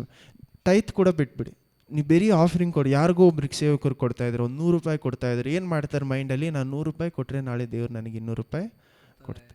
ಸೊ ಆ ಜಾಗದಲ್ಲಿ ಅವಾಗಲೇ ದೇವ್ರು ಏನು ಹೇಳ್ತಾರೆ, ನೀವು ಆ ಜಾಗದಲ್ಲಿ ಎಣಿಸ್ಕೊಂಡೇ ಕೊಡ್ತಾ ಇರಬೇಕಾದ್ರೆ ನೋಡಿ, 2 ರೀತಿಯಾದ ಒಂದು ವಿಷಯ ಇದೆ. ಆ ಒಂದು ಬಡ ವಿಧವೆ ಏನು ಮಾಡ್ತಾಳೆ, 2 ಕಾಸನ್ನು ಕೊಡೋದು ಬೇರೆ, ಅವಳ ಹತ್ರ ಇದ್ದಿದ್ದೆಲ್ಲವನ್ನ ಏನು ಮಾಡ್ತಾ ಇದ್ದಾಳೆ, ಕಾಣಿಕೆಯಾಗಿ ಕೊಡ್ತಾ ಇದ್ದಾಳೆ, ಅದು ಬೇರೆ.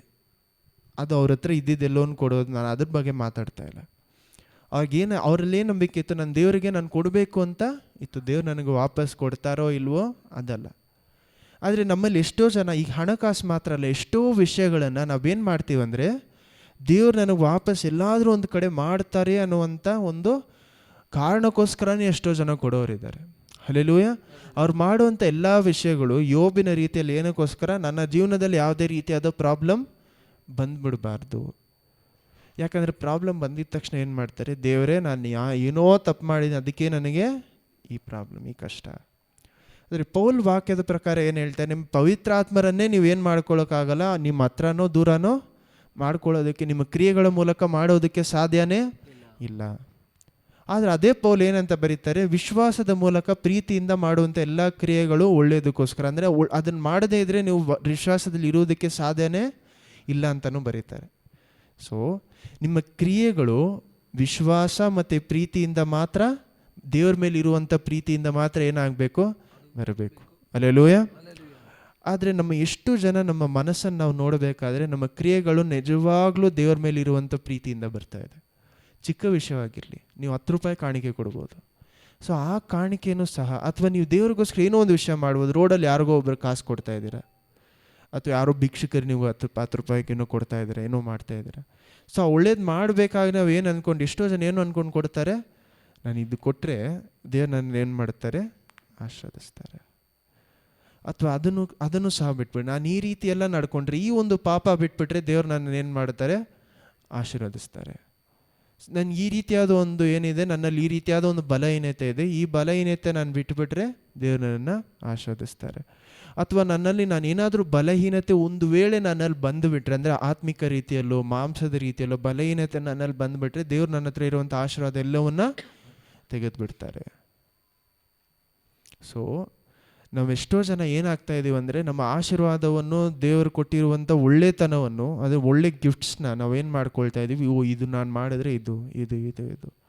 ಸೊ ನಮ್ಮ ಒಳ್ಳೆತನೂ ಸಹ ದೇವರ ಮೇಲೆ ಇರುವಂಥ ಪ್ರೀತಿಯಿಂದ ಬರ್ತಾ ಇಲ್ಲ. ಸೊ ನಮ್ಮ ಒಳ್ಳೆ ಗುಣನೂ ಸಹ ಏನಕ್ಕೋಸ್ಕರ ಮಾಡ್ತೇವೆ, ಯೋಬನ ಒಳ್ಳೆ ಗುಣ ಏನಕ್ಕೋಸ್ಕರ ಆಯಿತು, ಅವನಿಗೂ ಅವನ ಕುಟುಂಬಕ್ಕೂ ಏನಕ್ಕೂ ಪ್ರಾಬ್ಲಮ್ ಬರಬಾರ್ದು.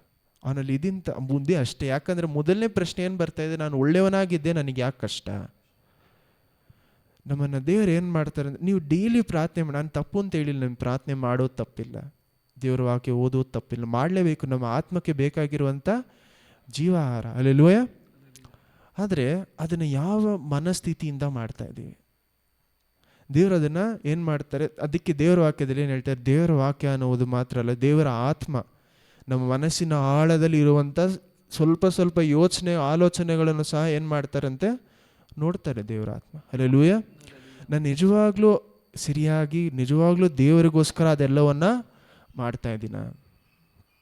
ಯಾಕಂದರೆ ಗುಣ ಯಾವಾಗ ಮಾರ್ಪಡತ್ತೆ ಅಂದರೆ, ಕಷ್ಟದಲ್ಲಿ ನಮ್ಮ ಗುಣ ಮಾರ್ಪಟ್ರೆ ಅದು ಏನಕ್ಕೋಸ್ಕರ ಮಾಡ್ತಾ ಇದೀವಿ ಅಂತ ಅರ್ಥ, ನಾನು ಚೆನ್ನಾಗಿದ್ದೀನಿ ಅಂತ ಮಾತ್ರ ನನ್ನ ಗುಣ ಚೆನ್ನಾಗಿದೆ. ನನ್ನ ಗುಣ ಯಾವಾಗೆಲ್ಲ ನನ್ನ ಜೀವನದಲ್ಲಿ ತಪ್ಪಾದರೆ ನನ್ನ ಗುಣನೂ ಏನಾಗ್ಬಿಡುತ್ತೆ, ಚೇಂಜ್ ಆಗ್ತಾ ಇದೆ ಅಂದರೆ ನಾನು ಸರಿಯಾಗಿ ನಿಜವಾಗ್ಲೂ ದೇವ್ರ ಮೇಲೆ ಪ್ರೀತಿಯನ್ನು ಬೆಳೆಸಿಲ್ಲ ಅಂತ ಅರ್ಥ. ನಾನು ಹೇಳ್ಬೋದು ಬಾಯ್ಬಿಟ್ಟು ನನ್ನ ದೇವ್ರ ಮೇಲೆ ಪ್ರೀತಿ ಇದೆ, ನಾನು ದೇವ್ರಿಗೋಸ್ಕರ ಜೀವ ಕೊಡ್ಬೋದು ಅಂತ. ಆದರೆ ಕಷ್ಟಗಳು ಬಂದಿದ ತಕ್ಷಣ ಎಷ್ಟೋ ಜನ ನಾವೇನು ಮಾಡ್ತೀವಿ, ದೇವರನ್ನೇ ಬಿಟ್ಟು ದೇವರ ಸಮೂಹವನ್ನು ಬಿಟ್ಟು ನೀವು ದೇವ್ರನ್ನ ಬಿಟ್ಟು ದೂರ ಆಗೋದಂದರೆ ದೇವ್ರ ವಾಕ್ಯ ಓದದೇ ಇರುವುದಲ್ಲ, ಅಥವಾ ಪ್ರಾರ್ಥನೆಯನ್ನು ಬಿಟ್ಬಿಡೋದಲ್ಲ. ಅದೆಲ್ಲ ಒಂದು ರೀತಿಯಾದ ದೇವರನ್ನು ಬಿಟ್ಟು ದೂರ ಹೋಗೋದು. ಆದರೆ ನಮ್ಮ ಮನಸ್ಸು ಏನಾಗ್ತಾ ಇದೆ, ದೇವರನ್ನು ಬಿಟ್ಟು ದೂರ ಆಗುತ್ತೆ. ಅದಕ್ಕೆ ಅರ್ಥ ಏನಂದರೆ, ನಾವಿನ್ನೂ ಸಹ ಆ ಕಟ್ಟಳೆಗಳನ್ನೇ ಏನು ಮಾಡ್ತಾ ಇದ್ದೀವಿ, ನಂಬ್ತಾ ಇದ್ದೀವಿ. ಯಾಕಂದರೆ ದೇವರ ವಾಕ್ಯದಲ್ಲಿ ಏನಿದೆ, ಕೀರ್ತನೆಗೆ 1ನೇ ಅಧ್ಯಾಯದಲ್ಲಿ ಏನಿದೆ, ದೇವರ ವಾಕ್ಯವನ್ನು ಹಗಲು ಇರಲು ಓದೋ ಅಂತನೋ ದೇವ್ರು ಏನು ಮಾಡ್ತಾನೆ, ದೇವರು ಸಂತೋಷವಾಗಿ ಇಟ್ಟಿರ್ತಾರೆ. ಹಂಗಂದ್ರೆ ನಮ್ಮ ಎಷ್ಟೋ ಜನ ನಾವು ಹಗಲು ರಾತ್ರಿ ಓದೋ ಅಂಥವ್ರಿದ್ದೀವಿ, ಎಲ್ಲರೂ ಕರೆಕ್ಟಾಗಿ ಸಂತೋಷವಾಗಿದ್ದೀವ? ನಮ್ಮಲ್ಲಿ ಏನಿದೆ, ಬಲಹೀನತೆ ಅನ್ನೋದು ಇದೆ. ನಾನು ದೇವರ ವಾಕ್ಯ ತಪ್ಪು ಅಥವಾ ಸುಳ್ಳು ಅಂತ ಹೇಳ್ತಾ ಇಲ್ಲ. ನಮಗೂ ಸಹ ಏನಾಗುತ್ತೆ, ಬಲಹೀನತೆ ಬರುತ್ತೆ. ಆ ಬಲಹೀನತೆಯಲ್ಲೂ ಸಂತೋಷ ಇರಬೇಕಂದ್ರೆ ನನಗೆ ದೇವ್ರ ಮೇಲೆ ಏನಿರಬೇಕು, ನಿಜವಾದ ಪ್ರೀತಿ ಇರಬೇಕು. ಪೌಲಿಂದ ಮಾತ್ರ ಯಾಕೆ ಜೈಲಲ್ಲಿ ಕಷ್ಟದಲ್ಲಿ ಇರಬೇಕಾದ್ರೂ ಅವರಿಂದ ದೇವರಿಗೆ ಮಹಿಮೆ ಪಡಿಸೋಕ್ಕೆ ಸಾಧ್ಯ ಆಯಿತು? ದೇವ್ರ ಮೇಲೆ ಇದ್ದಂಥ ನಿಜವಾದ ಪ್ರೀತಿ. ಹಲ್ಲೆಲೂಯಾ. ನಿಜವಾದ ಪ್ರೀತಿ ಇದ್ದರೆ ಏನೇ ಕಷ್ಟ ಬಂದರೂ ನಮ್ಮಿಂದ ಏನಾಗತ್ತೆ, ನಮ್ಮಿಂದ ಅದನ್ನು ತಾಳ್ಕೊಳ್ಳೋಕ್ಕೆ ಸಾಧ್ಯ. ಇವಾಗ ಫಾರ್ ಎಕ್ಸಾಂಪಲ್, ಒಂದು ತಾಯಿ ಗರ್ಭವಾಗಿರುವಂಥ ಒಂದು ತಾಯಿ ಮಗುವನ್ನು ಬರ್ತ್ ಕೊಡಬೇಕಾದ್ರೆ ಏನಾಗುತ್ತೆ, ಅವರು ಹುಟ್ಟಿಸ್ಬೇಕಾದ್ರೆ ಅಷ್ಟು ನೋವನ್ನು ಅನುಭವಿಸ್ತಾರೆ, ತಡಕ್ತಾರೆ. ಆ ನೋವೆಲ್ಲ ಅವರಷ್ಟು ನೋವಿದ್ರೂ ಸಹ ಯಾಕೆ ಅದನ್ನು ಅವ್ರು ಮಾಡ್ತಾರೆ, ಅಷ್ಟು ನೋವಿದೆ ಅಂತ ಗೊತ್ತು ಇದ್ರೂ ಏನಕ್ಕೋಸ್ಕರ ಮಾಡ್ತಾರೆ, ಆ ಮಗು ಮೇಲೆ ಇರುವಂಥ ಪ್ರೀತಿ, ಆ ಕುಟುಂಬದ ಮೇಲೆ ಇರುವಂಥ ಪ್ರೀತಿ. ಇವಾಗ ಒಂದು ತಾಯಿಂದಾನೇ ಅದೆಲ್ಲವನ್ನೂ ಮಾಡೋಕ್ಕೆ ಸಾಧ್ಯವಾಗಿದ್ದರೆ ಅದು ನಮಗೊಂದು ಎಕ್ಸಾಂಪಲ್. ನಾವು ದೇವ್ರ ಮೇಲೆ ನಿಜವಾಗ್ಲೂ ಅಷ್ಟು ಪ್ರೀತಿ, ಒಂದು ತಾಯಿ ತನ್ನ ಮಗುವಿನ ಮೇಲೆ ಇರುವಂಥಷ್ಟು ಪ್ರೀತಿ ನಮಗೆ ದೇವರ ಮೇಲೆ ಇದ್ದರೆ ನಮ್ಮಿಂದನೂ ಸಹ ಕಷ್ಟದಲ್ಲೂ ಸಹ ನಾವೇನು ಮಾಡೋಕ್ಕೆ ಸಾಧ್ಯ, ಸಂತೋಷವಾಗಿರುವುದಕ್ಕೆ, ದೇವರಿಗೆ ಮಹಿಮೆ ಕೊಡುವುದಕ್ಕೆ ಸಾಧ್ಯ. ಯಾಕಂದರೆ ದೇವರ ವಾಕ್ಯದಲ್ಲಿ ಏನಿದೆ ಅಂದರೆ, ನೀವು ಚೆನ್ನಾಗಿ ಓದಿ ನೋಡಿ. ಈ ಒಂದು ವಾಕ್ಯ ಇಟ್ಕೊಳ್ಳಿ, ಗಲಾಷನ್ಸ್ 3 ಇಟ್ಕೊಳ್ಳಿ. ಅದಕ್ಕೆ ಮುಂಚೆ 2 ಕೊರಿಂಥಿ 3ನೇ ಅಧ್ಯಾಯದಲ್ಲಿ ಕೊನೆ ವಾಕ್ಯವನ್ನು ಓದಿ ನೋಡಿ, ಲಾಸ್ಟ್ ವರ್ಸ್ 17 ಅನ್ಕೊಳ್ತೀನಿ. 2 ಕೊರಿಂಥಿ 3ನೇ ಅಧ್ಯಾಯ 17ನೇ ವಾಕ್ಯ. 2 ಕೊರಿಂಥೀಸ್ 3ನೇ ಅಧ್ಯಾಯ ವಚನ 17. ಆ ಕರ್ತರು ದೇವರ ಆತ್ಮರೇ, ಕರ್ತರ ಆತ್ಮರು ಯಾರಲ್ಲಿದ್ದಾರೋ ಅವರಿಗೆ ಬಿಡುಗಡೆ ಉಂಟು. ನಾವೆಲ್ಲರೂ ಮುಸುಕು ತೆಗೆದಿರುವ ಮುಖದಿಂದ ಕೊನೆ ವಾಕ್ಯ ಕರ್ತರ ಪ್ರಭಾವವನ್ನು ದರ್ಪಣದಲ್ಲಿ ಕಾಣಿಸುತ್ತದೆ ಎಂಬಂತೆ ದೃಷ್ಟಿಸುವವರು ಆಗಿದ್ದು, ಪ್ರಭಾವದಿಂದ ಅಧಿಕ ಪ್ರಭಾವಕ್ಕೆ. ಹಲ್ಲೆಲೂಯಾ. ಪ್ರಭಾವದಿಂದ ಅಂದರೆ ಗ್ಲೋರಿ, ಒಂದು ಮಹಿಮೆಯಾದ ಸ್ಥಳದಿಂದ ಕಂಟಿನ್ಯೂ ಮಾಡಿ ಇನ್ನೂ ಮಹಿಮೆಯಾಗಿರುವಂಥ ಸ್ಥಳಕ್ಕೆ ದೇವರು ನಮ್ಮನ್ನು ಏನು ಮಾಡ್ತಾ ಇದ್ದಾರಂತೆ, ಹೋಗುತ್ತಾ ಪ್ರಭಾವದ ಸ್ವರೂಪವುಳ್ಳವರಾಗಿರುವ, ಪ್ರಭಾವದ ಸ್ವರೂಪ ಅಂದರೆ ದೇವರ ಸ್ವರೂಪ ಉಳ್ಳವಂಥವರಾಗಿ ನಮ್ಮನ್ನ ಪವಿತ್ರ ಆತ್ಮ ಏನು ಮಾಡ್ತಾ ಇದ್ದಾರಂತೆ, ಮಾರ್ಪಡಿಸ್ತಾ ಇದ್ದಾರೆ. ಹಲ್ಲೆಲೂಯಾ. ಈ ವಾಕ್ಯಕ್ಕೆ ಎಷ್ಟು ಅರ್ಥ ಇದೆ ಅಂದರೆ, ಈ ವಾಕ್ಯವನ್ನು ತಿರುಗಿ ತಿರುಗಿ ತಿರುಗಿ ಓದ್ತಾನೆ ಇದ್ರೆ ಯೋಚನೆ ಮಾಡಿ ನೋಡಿ. ಪ್ರಭಾವವಾದ ಸ್ಥಳದಿಂದ ಅಂದರೆ ಹಳೆಯ ಒಡಂಬಡಿಕೆ ಇದ್ದಂಥ ವಾಕ್ಯದಿಂದ ಹೊಸ ಒಡಂಬಡಿಕೆಯ ವಾಕ್ಯದಲ್ಲಿ, ಹೊಸ ಒಡಂಬಡಿಕೆ ಒಳಗಡೆ ದೇವರು ನಮ್ಮನ್ನು ಏನು ಮಾಡ್ತಾರೆ, ಹಳೆಯ ಮಹಿಮೆಯಿಂದ ಹೊಸ ಮಹಿಮೆಗೆ ದೇವರು ನಮ್ಮನ್ನು ಕರ್ಕೊಂಡು ಹೋಗ್ತಾ ಇದ್ದಾರೆ. ಆ ಹೊಸ ಮಹಿಮೆ ನಮ್ಮನ್ನು ಏನು ಮಾಡ್ತಾ ಇದೆ, ಪವಿತ್ರಾತ್ಮರ ಮೂಲಕ ನಮ್ಮನ್ನು ಇನ್ನೂ ಹೆಚ್ಚಾಗಿ ಹೊಸ ಒಂದು ಮಹಿಮೆಯ ಸ್ಥಳಕ್ಕೆ, ನಮ್ಮನ್ನು ಮಹಿಮೆ ರೂಪದಲ್ಲಿ ಮಾರ್ಪಡಿಸ್ತಾ ಇದ್ದಾರಂತೆ. ಹಲ್ಲೆಲೂಯಾ. ಹಲ್ಲೆಲೂಯಾ. ನಮ್ಮನ್ನು ಇನ್ನೂ ಹೆಚ್ಚಾದ ಮಹಿಮೆಯ ರೂಪಕ್ಕೆ ನಮ್ಮನ್ನು ದೇವರು ಮಾರ್ಪಡಿಸ್ತಾರೆ. ನಾವು ಜನರು ಪಾಪವನ್ನು ಮಾಡಿ, ಆದಾಮೇವಳು ಪಾಪವನ್ನು ಮಾಡಿ ದೇವರ ಮಹಿಮೆಯನ್ನು ಕಳೆದುಕೊಂಡ್ರು. ಹಲ್ಲೆಲೂಯಾ. ಆ ಮಹಿಮೆಯನ್ನು ದೇವ್ರು ನಮಗೆ ಏನು ಮಾಡ್ತಾರೆ, ಸ್ವಲ್ಪ ಸ್ವಲ್ಪ ಅನುದಿನವೂ ನಮ್ಮನ್ನು ಏನು ಮಾಡ್ತಾ ಇದ್ದಾರೆ ಅಂತ, ದೇವರ ಮಹಿಮೆ ತಿರುಗಿ ಕೊಡ್ತಾ ಇದ್ದಾರೆ. ಹಲ್ಲೆಲೂಯಾ. ಈ ಒಂದು ಅರಿವು ನಮ್ಮಲ್ಲಿದ್ದರೆ ನಮ್ಮ ಜೀವನದಲ್ಲಿ ಬರುವಂಥ ಯಾವುದೇ ಒಂದು ಕಷ್ಟ ಆಗಲಿ ನಮಗೇನಾಗಲ್ಲ, ದೊಡ್ಡದು ಅಂತ ಕಾಣಿಸಲ್ಲ. ನಮಗೆ ಆ ಕಷ್ಟಗಳು ದೊಡ್ಡದು ಕಾಣಿಸ್ತಾ ಇರೋದಕ್ಕೆ ಕಾರಣ ಏನಂದರೆ, ನಾವು ಮಾಡ್ತಾ ಇರುವಂಥ ಎಲ್ಲ ವಿಷಯಗಳು, ದೇವ್ರ ವಾಕ್ಯ ಓದೋದಾಗಿರಲಿ, ಪ್ರಾರ್ಥನೆ ಆಗಿರಲಿ, ದೇವ್ರ ಮೇಲಿರುವಂಥ ಪ್ರೀತಿ ಆಗಿರಲಿ, ನಮ್ಮ ಸ್ವಾರ್ಥಕ್ಕೋಸ್ಕರ ಮಾಡ್ತಾ ಇದ್ದೀವಿ. ಒಂದು ತಾಯಿ ಮಗುವಿನ ಮೇಲೆ ಇಡುವಂಥ ಪ್ರೀತಿ ಎಷ್ಟೋ ಸತಿ ಸ್ವಾರ್ಥವಾಗಿ ಮಾರ್ಪಡುತ್ತೆ. ಒಂದು ಮಗು ತಾಯಿ ಮೇಲೆ ಇಡುವಂಥ ಪ್ರೀತಿನೂ ಎಷ್ಟೋ ಸತಿ ಸ್ವಾರ್ಥವಾಗಿ ಮಾರ್ಪಡೋದಕ್ಕೆ ಸಾಧ್ಯ ಇದೆ. ಯಾಕಂದರೆ ಎಕ್ಸಾಂಪಲ್ಗೆ ಹೇಳ್ತಾ ಇದ್ದೀನಿ, ತಾಯಿ ಏನಿರುತ್ತೆ ಅವ್ರ ಮನಸ್ಸಲ್ಲಿ ಎಷ್ಟೋ ಆಸೆಗಳನ್ನು, ಆ ಮಗು ನನಗೆ ಇದೆಲ್ಲ ಮಾಡಬೇಕು, ಇದೆಲ್ಲ ನನಗೆ ಆ ಮಗು ಮಾಡಿದ್ರೆ ಎಷ್ಟು ಮಾಡಬೇಕು ಅನ್ನೋದೆಲ್ಲ ಮಾಡಿದ್ರೆ ಎಷ್ಟು ಚೆನ್ನಾಗಿರುತ್ತೆ. ಅದನ್ನು ಒಂದು ರೀತಿಯಾದ ಆಸೆ, ಸ್ವಾರ್ಥ ಆಸೆ, ತನಗಿರುವಂಥ ಒಂದು ಆಸೆ, ನನ್ನ ಮಗು ಈ ರೀತಿಯೆಲ್ಲ ನನಗೆ ಮಾಡಬೇಕು. ಯಾಕೆ ಅಪ್ಪನೂ ಸಹ ಏನು ಮಾಡಿರ್ತಾರೆ, ನಾನು ಇಷ್ಟು ಮಾಡ್ತಾಯಿದ್ದ ಮಗು ನನಗೇನಾದರೂ ನನ್ನ ವಯಸ್ಸಾಗಿರ್ಬೇಕಾದ್ರೆ ಮಗು ನನಗಿದೆಲ್ಲ ಮಾಡಬೇಕು ಅಂತ ಆಸೆ ಇರುವುದು ತಪ್ಪಿಲ್ಲ. ಅದು ಒಂದು ರೀತಿಯಾದ ಸ್ವಾರ್ಥ, ನಿಜವಾದ ಸ್ವಾರ್ಥ ಅಲ್ಲ, ಒಂದು ರೀತಿಯಾದ ಸ್ವಾರ್ಥ. ನನಗೂ ಇದೆಲ್ಲ ಮಾಡಬೇಕು ಅಂತ ಆಸೆ ಇರುವುದು ತಪ್ಪಿಲ್ಲ, ತಪ್ಪಾದಂಥ ಆಸೆ ಹೇಳ್ತಾ ಇಲ್ಲ. ಆದರೆ ದೇವರು ಮಾತ್ರ ನೋಡಿ, ಯೋಚನೆ ಮಾಡಿ ನೋಡಿ, ಯಾವುದೇ ರೀತಿಯಾದ ಸ್ವಾರ್ಥ ಇಲ್ಲದೆ, ಅಂದರೆ ನೀನು ಅವ್ರಿಗೆ ಇನ್ನೂ ಎಷ್ಟು ಪ್ರೀತಿ ಮಾಡ್ತೀವಿ. ಯಾಕಂದರೆ ದೇವ್ರು ನಿಮ್ಮ ಮೇಲೆ ಇಟ್ಟಿರುವಂಥ ಪ್ರೀತಿ ಎಷ್ಟು ನೀವು ಹಿಂತಿರುಗಿ ಕೊಡುವುದಕ್ಕೆ ಸಾಧ್ಯನೇ ಇಲ್ಲ. ಹಲ್ಲೆಲೂಯಾ. ನೀವು ಎಷ್ಟೇ ಪ್ರಯತ್ನ ಪಟ್ಟರು ದೇವ್ರು ನಿಮ್ಮ ಮೇಲೆ ಇಟ್ಟಿರುವಂಥ ಪ್ರೀತಿನ ಹಿಂತಿರುಗಿ ಕೊಡುವುದಕ್ಕೆ ಸಾಧ್ಯನೇ ಇಲ್ಲ. ಒಬ್ಬರೇ ಒಂದು ಮನುಷ್ಯ ಅದಕ್ಕೆ ಹತ್ರ ಬಂದಿದ್ದಾರೆ ಅಂದರೆ ಅಬ್ರಹಾಮನು ಮಾತ್ರ. ಅದಕ್ಕೆ ಹತ್ರ ಬಂದಿದೆ ಅಂದರೆ, ಹತ್ರ ಅಂದರೆ ನಮಗಿಂತ ಎಷ್ಟೋ ಹತ್ರ ಹೋಗಿದ್ದು ಅಬ್ರಹಾಮ್ ಒಬ್ಬನೇ. ಯಾಕಂದರೆ ಅವ್ರು ಏನು ಮಾಡ್ತಾರೆ, ಅಷ್ಟು ವರ್ಷ ಕಾದಿಂದ ಮಗುವನ್ನು ಸಹ ಬಲಿ ಕೊಡುವುದಕ್ಕೆ ನಮ್ಮ ಯಾರಿಗೂ ಅಷ್ಟು ಪರೀಕ್ಷೆ ಬಂದಿಲ್ಲ. ವಿಶ್ವಾಸದ ತಂದೆ ಅಂತ ಅವ್ರಿಗೊಂದು ರೀಸನ್ಗೆ ಹೆಸರು ಏನು ಮಾಡಿದ್ದಾರೆ, ಇಟ್ಟಿದ್ದಾರೆ. ನಮಗೆ ಯಾರಿಗೂ ಆ ಒಂದು ಲೆವೆಲ್ಗೆ ಪರೀಕ್ಷೆ ಅನ್ನೋದೇ ಬಂದಿಲ್ಲ. ಲೋಕದಲ್ಲೇ ತುಂಬ ಮೋಸವಾದ ಪರೀಕ್ಷೆ ಯೇಸು ಕ್ರಿಸ್ತು ಆದಮೇಲೆ ಬಂದಿದ್ದು ಯಾರಿಗೆ, ಅಬ್ರಹಾಮನಿಗೆ. ಹಳೆ ಒಡಂಬಡಿಕೆ ನೋಡಿದ್ರೆ ಯೋಚನೆ ಮಾಡಿ ನೋಡಿ, ಪೌಲ್ ಸಹ ಕಷ್ಟ ಬಂದನು, ಇಲ್ಲ ಅಂತ ಹೇಳಿಲ್ಲ. ದೇವ್ರಿಗೋಸ್ಕರ ಕಷ್ಟಪಟ್ಟಿದ್ದವರಲ್ಲಿ ಪೌಲ್ ಇರ್ಬೋದು, ಪೇತ್ರನೆಲ್ಲ ಬರಿಬೋದು. ಅವ್ರು ಇದೆಲ್ಲ ಹೆಂಗಂದ್ರೆ ಯಾವ ರೀತಿ ಅಂದರೆ, ಪೌಲ್ ಪಟ್ಟಿದಂಥ ಕಷ್ಟ ಮಹಿಮೆ ನೋಡಿದ ಮೇಲೆ ಏನು ಮಾಡ್ತಾ ಇದ್ದಾರೆ, ಕಷ್ಟ ಅಂದರೆ ಅವ್ರಿಗೆಲ್ಲ ಅರ್ಥ ಆದಮೇಲೆ ಕಷ್ಟಪಡ್ತಾ ಇದ್ದಾರೆ. ಅಬ್ರಹಾಮನಿಗೆ ಏನೂ ಅರ್ಥ ಆಗಿಲ್ಲ ಅಂದರೂ ಬಲಿ ಕೊಟ್ಟರು. ಆ ಜಾಗದಲ್ಲಿ ಬಲಿ ಕೊಡೋದಕ್ಕೆ ತಯಾರಾಗಿದ್ರು. ಹಲ್ಲೆಲೂಯಾ. ಇನ್ನೇನು ಅವ್ರ ಕತ್ತಿ ಎತ್ತಿ ಇನ್ನೇನು ಮಾಡಬೇಕು, ಯಾವುದೇ ರೀತಿಯಾದ ಗ್ಯಾರಂಟಿ ಇಲ್ಲ, ಯಾವುದೇ ರೀತಿಯಾದ ಒಂದು ವಾಕ್ಯ ಇಲ್ಲ, ಒಂದೇ ಒಂದು ಕೇಳಿಸ್ಕೊಂಡಿದ್ದಂಥ ವಾಕ್ಯವನ್ನು ಮನಸ್ಸಲ್ಲಿ ಇಟ್ಕೊಂಡು ಏನು ಮಾಡ್ತಾರೆ, ಒಂದು ನಂಬಿಕೆಯಿಂದ ಅಬ್ರಹಾಮನದೆಲ್ಲ ಮಾಡ್ತಾ ಇದ್ದಾರೆ. ಹಲ್ಲೆಲೂಯಾ. ಪೌಲಿಗಿದ್ದಂಥ ವಾಕ್ಯನೂ ಸಹ ಯಾರಿಗಿಲ್ಲ, ಅಬ್ರಹಾಮನಿಗೆ ಇರಲಿಲ್ಲ. ಯೋಚನೆ ಮಾಡಿ ನೋಡಿ, ಅಬ್ರಹಾಮನ ಸಿಚುವೇಶನ್ ಯೋಚನೆ ಮಾಡಿ. ಎಷ್ಟು ದೇವರ ಮೇಲೆ ನಂಬಿಕೆಯು ಪ್ರೀತಿ ಇದ್ದಿದ್ರೆ ಅವರಿಂದ ಅಷ್ಟು ಆ ಒಂದು ಲೆವೆಲ್ಗೆ ಅವರಿಂದ ಹೋಗೋಕ್ಕೆ ಸಾಧ್ಯ ಆಗಿತ್ತು. ಅದನ್ನೇ ದೇವ್ರ ವಾಕ್ಯದಲ್ಲಿ ಏನು ಹೇಳ್ತಾರೆ, ದೇವರ ಮೇಲೆ ನೀನು ಇಷ್ಟು ನಂಬಿಕೆ ಪ್ರೀತಿ, ಆ ಒಂದು ಮಗುವಿನಿಗಿಂತ, ನಿನ್ನ ಸ್ವಂತ ಮಗನಿಗಿಂತ ನನ್ನ ಮೇಲೆ ಇಷ್ಟು ಪ್ರೀತಿ ಇಟ್ಟಿರೋದ ಕಾರಣದಿಂದ ದೇವರು ಅವ್ರಿಗೊಂದು ವಾಗ್ದಾನ ಕೊಡ್ತಾರೆ. ನಿನಗೂ ನಿನ್ನ ಸಂತಾನದ ಮೂಲಕ ನಾನು ಎಲ್ಲ ಜನಾಂಗಗಳಿಗೆ ಏನು ಮಾಡ್ತೀನಿ, ಆಶೀರ್ವಾದ ಕೊಡ್ತೀನಿ.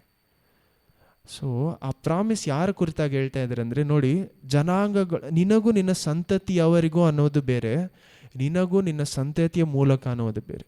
ಸಿಂಗ್ಯುಲರ್, ಅದು ಪ್ಲೂರಲ್ ಅಲ್ಲ. ಸಂತತಿಯವರು ಅಂದರೆ ಅನೇಕ ಸಂತತಿಯರು. ಅಬ್ರಹಾಮನಿಗಿದ್ದು ಅನೇಕ ಸಂತತಿಗಳು. ಯಾಕಂದರೆ ಇಷ್ಮೇಲ ಮೂಲಕ ಒಂದು ಸಂತತಿ ಇತ್ತು, ಈಸಾಕನ ಮೂಲಕ ಇನ್ನೊಂದು ಸಂತತಿ ಇತ್ತು.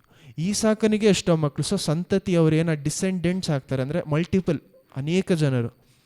ಅದರಲ್ಲಿ ದೇವರು ಒಂದೇ ಒಂದು ಸಿಂಗಲ್ ಏನು ಮಾಡ್ತಾರೆ, ಒಂದು ಸಂತಾನವನ್ನು ಏನು ಮಾಡ್ತಾರೆ ದೇವರು, ಯಾರನ್ನು ಚೂಸ್ ಮಾಡ್ತಾ ಇದ್ದಾರೆ, ಯೇಸು ಕ್ರಿಸ್ತುವನ್ನು. ಹಲ್ಲೆಲೂಯಾ. ಅಬ್ರಹಾಮನ ಕಾಲದಲ್ಲಿ ಯೇಸು ಕ್ರಿಸ್ತು ಬರೋದನ್ನ ಏನು ಮಾಡಿಬಿಟ್ರು ದೇವರು, ಅವರ ಮೂಲಕ ವಾಗ್ದಾನ ನಮಗೇನು ಕೊಡ್ತಾ ಇದ್ದಾರಂತೆ, ತೋರಿಸ್ತಾ ಇದ್ದಾರೆ. ಯೇಸು ಕ್ರಿಸ್ತುವಿನ ಮೂಲಕ ಎಲ್ಲ ಜನಾಂಗಗಳಿಗೂ ಆಶೀರ್ವಾದ ಬರುತ್ತೆ ಅನ್ನೋದನ್ನು ಅಬ್ರಹಾಮನ ಕಾಲದಲ್ಲಿ ಏನು ಮಾಡ್ತಾ ಇದ್ದಾರೆ, ದೇವರು ವಾಗ್ದಾನ ಕೊಡ್ತಾ ಇದ್ದಾರೆ. ಹಲ್ಲೆಲೂಯಾ. ಯೋಚನೆ ಮಾಡಿ ನೋಡಿ. ಯಾಕಂದರೆ ಇದನ್ನೇ ಗಲಾಷನ್ಸ್ 3ನೇ ಅಧ್ಯಾಯದಲ್ಲಿ ಕಂಟಿನ್ಯೂ ಮಾಡಿ ಓದಬೇಕಾದ್ರೆ ನಮ್ಗೆ ಅರ್ಥ ಆಗುತ್ತೆ. ನಾನು ಇಷ್ಟೊತ್ತು ಏನಕ್ಕೆ ಇದೆಲ್ಲ ಹೇಳ್ತಾ ಇದ್ದೀನಿ ಅಂದರೆ, ನಾವೆಲ್ಲರೂ ಆತ್ಮದಲ್ಲಿ ಆರಂಭ ಮಾಡಿಬಿಡ್ತೀವಿ. ಏನು ಮಾಡ್ತೀವಿ, ನಮ್ಮ ಆತ್ಮದಲ್ಲಿ ಆರಂಭ ಮಾಡ್ತೀವಿ. ಏನಂತ, ದೇವರ ಆತ್ಮ ನಮ್ಮನ್ನು ಯಾವ ರೀತಿ ನಡೆಸೋಣ, ದೇವರಲ್ಲಿ ವಾಕ್ಯ ಓದೋದೆಲ್ಲ ಆತ್ಮದಲ್ಲಿ ಆರಂಭ ಮಾಡ್ತೀವಿ. ಹೋಗ್ತಾ ಹೋಗ್ತಾ ಹೋಗ್ತಾ ಹ್ಯಾಬಿಟ್ ಆಗ್ತಾ ಅದು ನಮ್ಮ ಏನಾಗ್ಬಿಡುತ್ತೆ, ಮಾಂಸದಲ್ಲಿ ಮುಗಿಸೋಕ್ಕೆ ಪ್ರಾರಂಭ ಮಾಡ್ತೀವಿ. ನಾನು ಈ ಒಂದು ಗುಣ ನನ್ನ ಮಾಂಸದಲ್ಲಿ ನಾನು ಏನು ಮಾಡ್ತೀನಿ, ಇದನ್ನು ನಾನು ಚೇಂಜ್ ಮಾಡಿಕೊಂಡು ಪ್ರಾರ್ಥನೆಗೆ ಹೋಗ್ತೀನಿ, ಇದನ್ನು ಚೇಂಜ್ ಮಾಡ್ಕೊಂಡು ನಾನು ದೇವ್ರ ವಾಕ್ಯ ಓದ್ತೀನಿ, ಇದನ್ನು ಚೇಂಜ್ ಮಾಡ್ಕೊಂಡು ನಾನು ಏನು ಮಾಡ್ತೀನಿ, ಒಂದು ವಿಷಯ ದೇವ್ರಿಗೋಸ್ಕರ ಮಾಡ್ತೀನಿ, ನಾನು ಸೇವೆಗೆ ಬರ್ತೀನಿ. ಇದನ್ನು ನಾವೇನು ಮಾಡ್ತೀವಿ, ಯಾವಾಗೆಲ್ಲ ನಾವು ಹೇಳ್ತೀವಿ, ನಮ್ಮ ಬಾಯಿಂದ ಮನಸ್ಸಿಂದ ಯಾವಾಗೆಲ್ಲ ಬರುತ್ತೋ, ನನ್ನನ್ನು ನಾನು ಮಾರ್ಪಡಿಸ್ಕೊಂಡು ದೇವ್ರಿಗೋಸ್ಕರ ಇದನ್ನು ಮಾಡ್ತೀನಿ ಅಂತ, ಅವಾಗೆಲ್ಲ ಅದು ನಿಮ್ಮ ಮಾಂಸದ ಬಲ ಅಂತ ಅರ್ಥ. ಹಲ್ಲೆಲೂಯಾ. ನೀವು ಯಾವುದೇ ಒಂದು ವಿಷಯ, ಇದನ್ನು ನಾನು ಮಾರ್ಪಡಿಸ್ಕೊಂಡು ದೇವ್ರು ಹೇಳುವಂಥ ಕೆಲಸಕ್ಕೆ ಹೋಗ್ತೀನಿ, ಇದನ್ನು ಮಾರ್ಪಡಿಸಿ ಅಂದರೆ ನನ್ನ ಗುಣವನ್ನು ಚೇಂಜ್ ಮಾಡಿಕೊಂಡು ದೇವರು ಕೊಟ್ಟಂಥ ಈ ಒಂದು ವಿಷಯ, ದೇವ್ರು ನಿಮಗೊಂದು ಆಜ್ಞೆ ಕೊಡ್ತಾ ಇದ್ದಾರೆ, ದೇವ್ರು ನಿಮಗೊಂದು ಕಟ್ಟಳೆ ಕೊಡ್ತಾ ಇದ್ದಾರೆ ಅಂದರೆ, ಒಂದು ಕಮಾಂಡ್ಮೆಂಟ್, ಒಂದು ವಿಷಯ ಮಾಡು ಅಂತ ಹೇಳ್ತಾ ಇದ್ದಾರೆ ಅಂದರೆ, ಆ ಜಾಗದಲ್ಲಿ ಯಾವಾಗೆಲ್ಲ ನಾನು ಹೇಳ್ತೀನಿ ನನ್ನನ್ನು ಮಾರ್ಪಡಿಸಿಕೊಂಡು ನಾನು ಹೋಗ್ತೀನಿ ಅಂತ, ಆ ಜಾಗದಲ್ಲಿ ನಾನು ಬಲದಿಂದ ಮಾಡ್ತಾ ಇದ್ದೀನಿ ಅಂತ ಅರ್ಥ. ಅಲ್ಲೆಲೂಯ. ದೇವರು ಒಂದು ವಿಷಯ ನಿಮಗೆ ಹೇಳುವಾಗ ನಿಮ್ಮ ಬಲದಲ್ಲಿ ಮಾಡಬೇಕು ಅನ್ನೋದು ಅವ್ರ ಐಡಿಯಾನೇ ಇಲ್ಲ. ಕಂಟಿನ್ಯೂ ಮಾಡಿ ಓದಿ ನೋಡಿ ಇನ್ನೊಂದು ಸತಿ 3ನೇ ಅಧ್ಯಾಯ ಗಲಾಷನ್ಸ್ 3ನೇ ವಾಕ್ಯದಿಂದ ಹಂಗೆ ಕಂಟಿನ್ಯೂಸ್ ಆಗಿ ಓದಿ. 2, 3 ಹಂಗೆ ಓದಿ.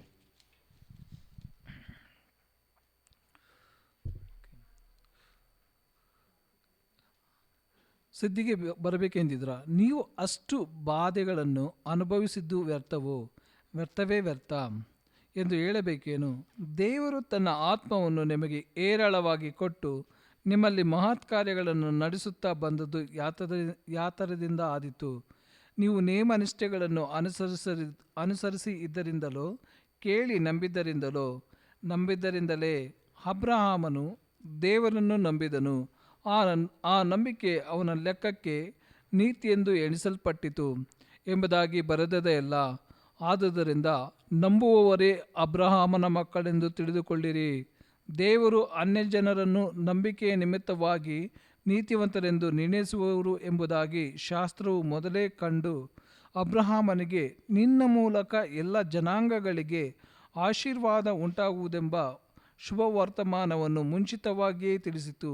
ಹೀಗಿರಲಾಗಿ ನಂಬುವವರು ನಂಬಿಕೆ ಇಟ್ಟು ಅಬ್ರಹಾಮನೊಂದಿಗೆ ಸೌಭಾಗ್ಯವನ್ನು ಹೊಂದುವರು. ನೇಮನಿಷ್ಠೆಗಳು 1 ನಿಮಿಷ ಇರಿ. 4-5 ಸಹ ಏನು ಹೇಳ್ತಾ ಇದ್ದಾರೆ ನೋಡಿ. 5ನೇ ವಾಕ್ಯ ನೋಡಿ ಏನು ಹೇಳ್ತಾ ಇದ್ದಾರೆ. ದೇವರು ನಿಮಗೆ ಆತ್ಮವನ್ನು ಕೊಟ್ಟು 5ನೇ ವಾಕ್ಯ ಓದಿ ಒಂದ್ಸತಿ. ದೇವರು ತನ್ನ ಆತ್ಮವನ್ನು ನಿಮಗೆ ಏರಾಳವಾಗಿ ಕೊಟ್ಟು ನಿಮ್ಮಲ್ಲಿ ಮಹತ್ ಕಾರ್ಯಗಳನ್ನು ನಡೆಸುತ್ತಾ. ಅಂದ್ರೆ ಅದಕ್ಕೆ ಅರ್ಥ ಏನಂದ್ರೆ ನಿಮ್ಮ ಮಿರಾಕಲ್ಸ್ ದೇವ್ರು ನಿಮಗೆ ಕೊಡ್ತಾ ಇರುವಂಥ ಅತಿಶಯಗಳಾಗಿಲ್ಲ, ಅರ್ಪುತಗ ಎಲ್ಲವನ್ನು ಕಂಟಿನ್ಯೂ ಮಾಡಿ ಕೊಟ್ಟು ನಿಮ್ಮಲ್ಲಿ ಮಹತ್ ಕಾರ್ಯಗಳನ್ನು ನಡೆಸುತ್ತಾ ಬಂದದ್ದು ಯಾರಿಂದ ಆದಿತು? ನೀವು ನೇಮನಿಷ್ಠೆಗಳನ್ನು ಅನುಸರಿಸಿದ್ದರಿಂದಲೋ, ನೀವು ನೀತಿವಂತರಾಗಿದ್ದ ಕಾರಣದಿಂದನಾ? ನೀವು ಕೇಳಿ ನಂಬಿದ್ದರಿಂದಲೇ ಅಬ್ರಹಾಮನು ದೇವರನ್ನು ನಂಬಿದನು. ನಿಮಿಷ ನೋಡಿ. ನಮ್ಮಲ್ಲೂ ಸಹ ಯಾಕೆ ಅದ್ಭುತಗಳು ನಡೀತಾ ಇಲ್ಲ ಅಥವಾ ಅತಿಶಯಗಳು ನಮ್ಗೆ ನಡೀತಾ ಇಲ್ಲ ಅಂತ ಎಷ್ಟೋ ಸತಿ ಕೇಳಬೇಕಾದ್ರೆ ಎಲ್ಲರೂ ಸುಲಭವಾಗಿ ಏನು ಹೇಳ್ತೀವಿ, ನಾವೆಲ್ಲರೂ ಏನಾಗಿಲ್ಲ ಪಾಪ ತುಂಬ ತಪ್ಪು ಮಾಡ್ತಾ ಇದ್ದೀವಿ ಎಲ್ಲ ಜಾಗಗಳು. ನಿಮ್ಮ ನೀತಿವಂತಿಕೆಯಿಂದ ಆಗುವಂಥ ವಿಷಯ ಇದು ಅಲ್ಲ. ನೋಡಿ, ನಮ್ಮ ಗುಣವನ್ನು ನಾವು ಸರಿಪಡಿಸ್ಕೊಬೇಕು, ನಾವು ಇನ್ನೂ ಹೆಚ್ಚಾಗಿ ದೇವರು ತೋರಿಸುವಂಥ ದಾರಿಯಲ್ಲಿ ಹೋಗ್ಬೇಕು ಅನ್ನೋದು ನಿಜ. ಹಲ್ಲೆಲೂಯ.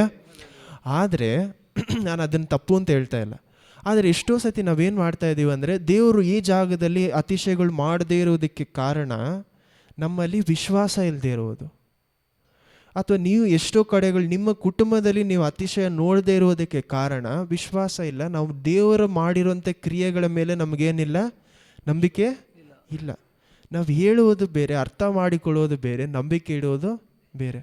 ನಾವೆಲ್ಲರೂ ಹೇಳ್ತೀವಿ ನನಗೆ ಯೇಸು ಕ್ರಿಸ್ತು ಮಾಡಿ ಮುಗಿಸಿರುವಂಥ ಕೆಲಸದ ಮೇಲೆ ಏನಿದೆ, ನಂಬಿಕೆ ಇದೆ ಅಂತ. ನಿಜವಾಗ್ಲೂ ನಂಬಿಕೆ ಇದ್ದರೆ ದೇವರೇ ಈ ಒಂದು ಗುಣ ನನಗೆ ಸಿಗದೇ ಇರೋದು, ಆದರೆ ಈ ಒಂದು ಬ್ಲೆಸ್ಸಿಂಗ್, ಈ ಒಂದು ಆಶೀರ್ವಾದ ನನಗೆ ಸಿಗದೇ ಇರೋದಕ್ಕೆ ಕಾರಣ ನನ್ನ ಗುಣನ ಅಥವಾ ಯಾಕಂದರೆ ಎಷ್ಟೋ ಸತಿ ದೇವ್ರು ಏನು ಮಾಡ್ತಾರೆ, ತಡೆ ಮಾಡಿಟ್ಟಿರ್ತಾರೆ. ಯಾಕಂದರೆ ನಿಮ್ಮ ನಿಜವಾಗ್ಲೂ ದೇವರ ಮೇಲೆ ಪ್ರೀತಿ ಅನ್ನುವುದೇ ಅಥವಾ ನಿಮ್ಮ ಬಲದ ಮೇಲೆ ಏನಿರುತ್ತೆ, ಹೆಚ್ಚಾದ ನಂಬಿಕೆ ಇರುತ್ತೆ.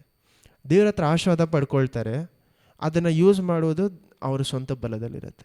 ಸಿಂಪಲ್ ಎಕ್ಸಾಂಪಲ್ ಏನಂದರೆ, ನೀವು ಒಂದು ಸೈಕಲ್ ತೊಗೊಳ್ತೀರಾ ಅಂತ ಇಟ್ಕೊಳ್ಳಿ. ದೇವ್ರ ಹತ್ರ ಕೇಳಿ ಕೇಳಿ ಕೇಳಿ ಒಂದು ಗಾಡಿ, ಒಂದು ಸೈಕಲ್ ತೊಗೊಳ್ತಾ ಇದ್ದೀರಾ. ಆದರೆ ಅದನ್ನು ಓಡಿಸೋದು ಮಾತ್ರ ಯಾರ ಬಲದಲ್ಲಿ ಇರುತ್ತಂತೆ? ನಮ್ಮ ಬಲದಲ್ಲಿರುತ್ತೆ. ಅದಕ್ಕೆ ಅರ್ಥ ಏನಾಯಿತು, ಆ ಜಾಗದಲ್ಲಿ ನಾನು ದೇವ್ರ ಹತ್ರದಿಂದ ಪಡ್ಕೊಳ್ಳೋದಕ್ಕೆ ಮಾತ್ರ ನೋಡ್ತಾ ಇದ್ದೀನಿ, ಪಡ್ಕೊಂಡಿದ್ದನ್ನು ಉಪಯೋಗ ಮಾಡ್ಕೊಳ್ಳೋದಕ್ಕೆ ದೇವರ ಬಲ ನಾನು ಹುಡುಕ್ತಾ ಇಲ್ಲ. ದೇವ್ರ ಹತ್ರ ಮಗು ಚೆನ್ನಾಗಿ ಕೇಳ್ತಾರೆ, ದೇವರೇ ನನಗೆ ಮಗು ಕೊಡಿ, ಮಗು ಕೊಡಿ, ಮಗು ಕೊಡಿ. ಏನು ಮಾಡ್ತೀವಿ ನಾವು? ಉಪವಾಸ ಇದ್ದು ಪ್ರಾರ್ಥನೆ ಮಾಡ್ತೀವಿ. ಏನೆಲ್ಲ ದೇವ್ರಿಗೆ ಏನೆಲ್ಲ ನಾವು ಎಕ್ಸಾಂಪಲ್ ಏನಂದರೆ, ಒಂದು ಮಗು ಏನು ಮಾಡುತ್ತೆ, ಒಂದು ಅಪ್ಪ ಹತ್ರ ಏನಾರು ಪಡ್ಕೊಬೇಕಂದ್ರೆ ಹೆಂಗೆಲ್ಲ ಕೇಳುತ್ತೆ.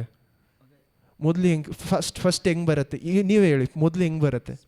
ಮೊದಲು ಚಿಕ್ಕದಾಗಿ ಮೆತ್ತಗಾಗಿ ಹೇಳ್ತಾರೆ. ನೆಕ್ಸ್ಟ್ ಏನು ಮಾಡ್ತಾರೆ?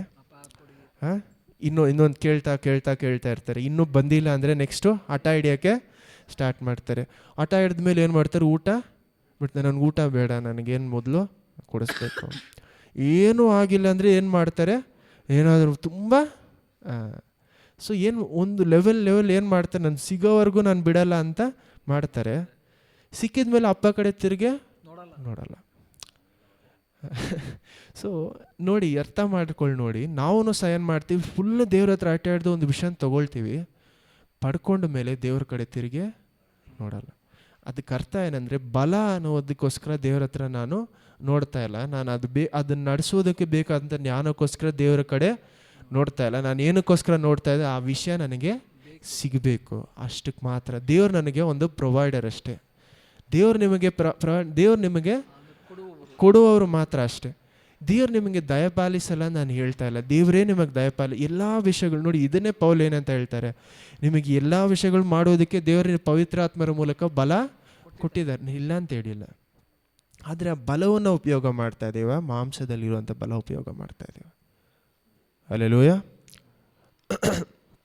ಸೊ ನಮ್ಮ ಬಲ ಅನ್ನೋದು ಸಹ ನಾವೇನು ಮಾಡಬೇಕು, ಒಂದು ವಿಷಯವನ್ನು ನಿಮ್ಮ ಆರೋಗ್ಯಕ್ಕೋಸ್ಕರ ಪ್ರಾರ್ಥನೆ ಮಾಡೋದು ತಪ್ಪು ಅಂತ ನಾನು ಹೇಳ್ತಾ ಇಲ್ಲ, ಅಥವಾ ನಿಮ್ಮ ಒಂದು ವಿಷಯ ನಿಮಗೆ ಬೇಕು, ಮನೆ ಬೇಕು, ಅದಕ್ಕೋಸ್ಕರ ಪ್ರಾರ್ಥನೆ ಮಾಡೋದು ತಪ್ಪಲ್ಲ. ದೇವರು ನಿಮ್ಗೆ ಏನು ಮಾಡ್ತಾರೆ, ಎಲ್ಲ ವಿಷಯಗಳನ್ನ ಕೊಡಬೇಕು ಅಂತ ಆಸೆ ಪಡ್ತಾರೆ. ಆದರೆ ಆ ಮನೆ ಸಿಕ್ಕಿದ ಮೇಲೆ, ಆದರೆ ಆ ಆರೋಗ್ಯ ಸಿಕ್ಕಿದ ಮೇಲೆ, ದೇವರೇ ನಿಮಗೋಸ್ಕರ ನಾನು ಏನು ಮಾಡಬೇಕು? ಫಾರ್ ಎಕ್ಸಾಂಪಲ್, ದೇವರೇ ನಾನು ಜೀವಂತವಾಗಿ ಇರಬೇಕು ಅಂತ ಪ್ರಾರ್ಥನೆ ಮಾಡೋದು ತಪ್ಪಲ್ಲ. ನಿಮಗೆ ಇನ್ನೇನು ಸಾವು ಬರ್ತಾ ಇದೆ ಅಂತ ಇಟ್ಕೊಳ್ಳಿ, ಎಕ್ಸಾಂಪಲ್ಗೆ ಇಟ್ಕೊಳ್ಳಿ. ದೇವರೇ ನಾನು ಜೀವಂತವಾಗಿ ಇನ್ನೂ ಸ್ವಲ್ಪ ವರ್ಷಗಳು ಎಜಕ್ಕೆ ಮಾಡ್ತಾರೆ ಆ ರೀತಿಯಾದ ಪ್ರಾರ್ಥನೆ. ಏನಂತ ಹೇಳ್ತಾರೆ, ದೇವರೇ ಅವ್ರೇನು ಹೇಳ್ತಾರೆ, ಅವ್ರ ಜೀವ ಕೂಡಿ ಏನೂ ಕೇಳಿಲ್ಲ, ಏನು ಹೇಳ್ತಾರೆ, ಇನ್ನೂ ನಾನು ಮಾಡಿರೋಂಥ ಒಳ್ಳೆಯ ವಿಷಯಗಳನ್ನು ಜ್ಞಾಪಕ ಇಟ್ಕೊಳ್ಳಿ. ದೇವರ ವಾಕ್ಯದಲ್ಲಿ ನಿಜವಾಗ್ಲೂ ಯಾರೂ ಕೇಳಿಲ್ಲ, ದೇವರೇ ಇನ್ನೂ ಸ್ವಲ್ಪ ಕಾಲ ನಾನು ಜೀವಂತವಾಗಿ ಇರಬೇಕು ಅಂತ ಕೇಳಿದ್ದು ನಾನು ಯಾರಲ್ಲೂ ನೋಡಿಲ್ಲ.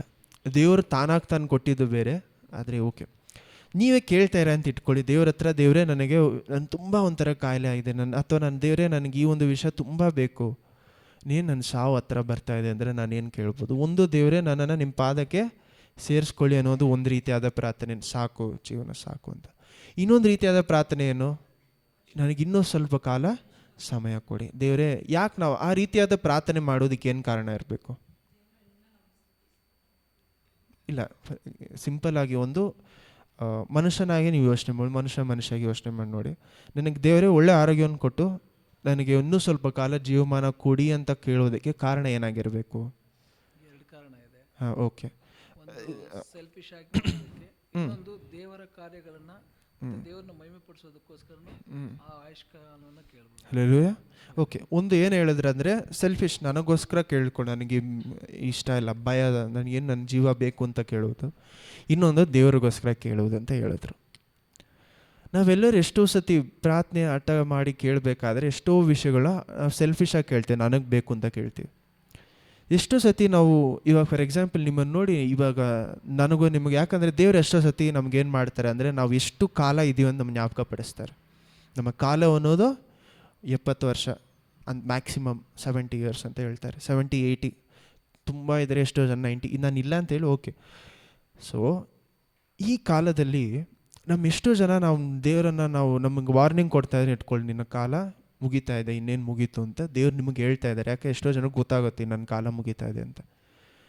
ಆವಾಗ ನಮ್ಮನ್ನು ನಾವು ನೋಡಿ ಕೇಳಬೇಕಾಗಿರುವಂಥ ಪ್ರಶ್ನೆ ಏನು, ನಾನು ದೇವರ ಮುಂದೆ ಹೋಗಿ ನಾನು ಸಾವು ಕೊಟ್ಬಿಡಿ ದೇವರೇ ಅಂತ ಹೇಳೋದು ದೊಡ್ಡ. ಯಾಕೆ ಎಷ್ಟೋ ಜನ ಏನು ಹೇಳ್ತಾರೆ, ದೇವರೇ ನನಗೆ ಜೀವನ ಸಾಕು, ನನಗೇನು ಮಾಡಿಬಿಡಿ, ನಿಮ್ಮ ಪಾದಕ್ಕೆ ತೊಗೊಂಬಿಡಿ ಸಾಕು. ಕಷ್ಟಗಳು ಬರೋವಾಗ ನಾವು ಎಷ್ಟೋ ಜನ ಕೇಳ್ತೀವಿ, ಯಾಕೆ ನಾನೇ ಎಷ್ಟೋ ಸತಿ ಏನು ಮಾಡಿದ್ದೀನಿ ದೇವರೇ, ನನ್ನ ಕೈನ ಇದೆಲ್ಲ ಮಾಡೋಕ್ಕೆ ಆಗ್ತಾಯಿಲ್ಲ ನಾನು ತೊಗೊಂಡು.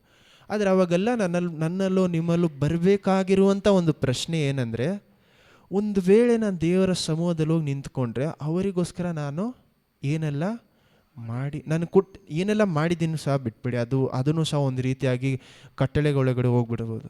ದೇವರು ಕೊಟ್ಟಿರುವಂಥ ಕೆಲಸ ಆದರೂ ನಾನು ಸಂಪೂರ್ಣವಾಗಿ ಮುಗಿಸಿದ್ದೀನಾ? ಯಾಕಂದರೆ ಎಷ್ಟೋ ಜನ ದೇವರ ಸೇವಕರಾಗೇ ಇರ್ಬೋದು, 26, 27, 30 ವಯಸ್ಸಲ್ಲಿ ಏನಾಗ್ಬಿಡ್ತಾರೆ, ತೀರ್ಕೊಳ್ತಾರೆ. ಅವರನ್ನೆಲ್ಲ ನೋಡಿ ಕೇಳಬೇಕಾದ್ರೆ ದೇವ್ರು ಏನು ಹೇಳ್ತಾರೆ, ಅವನು ಕೊಟ್ಟಿರುವಂಥ ಕೆಲಸ ಅಷ್ಟೇ, ಅವನ ಜೀವನ ಏನಾಯಿತು, ಮುಗೀತು.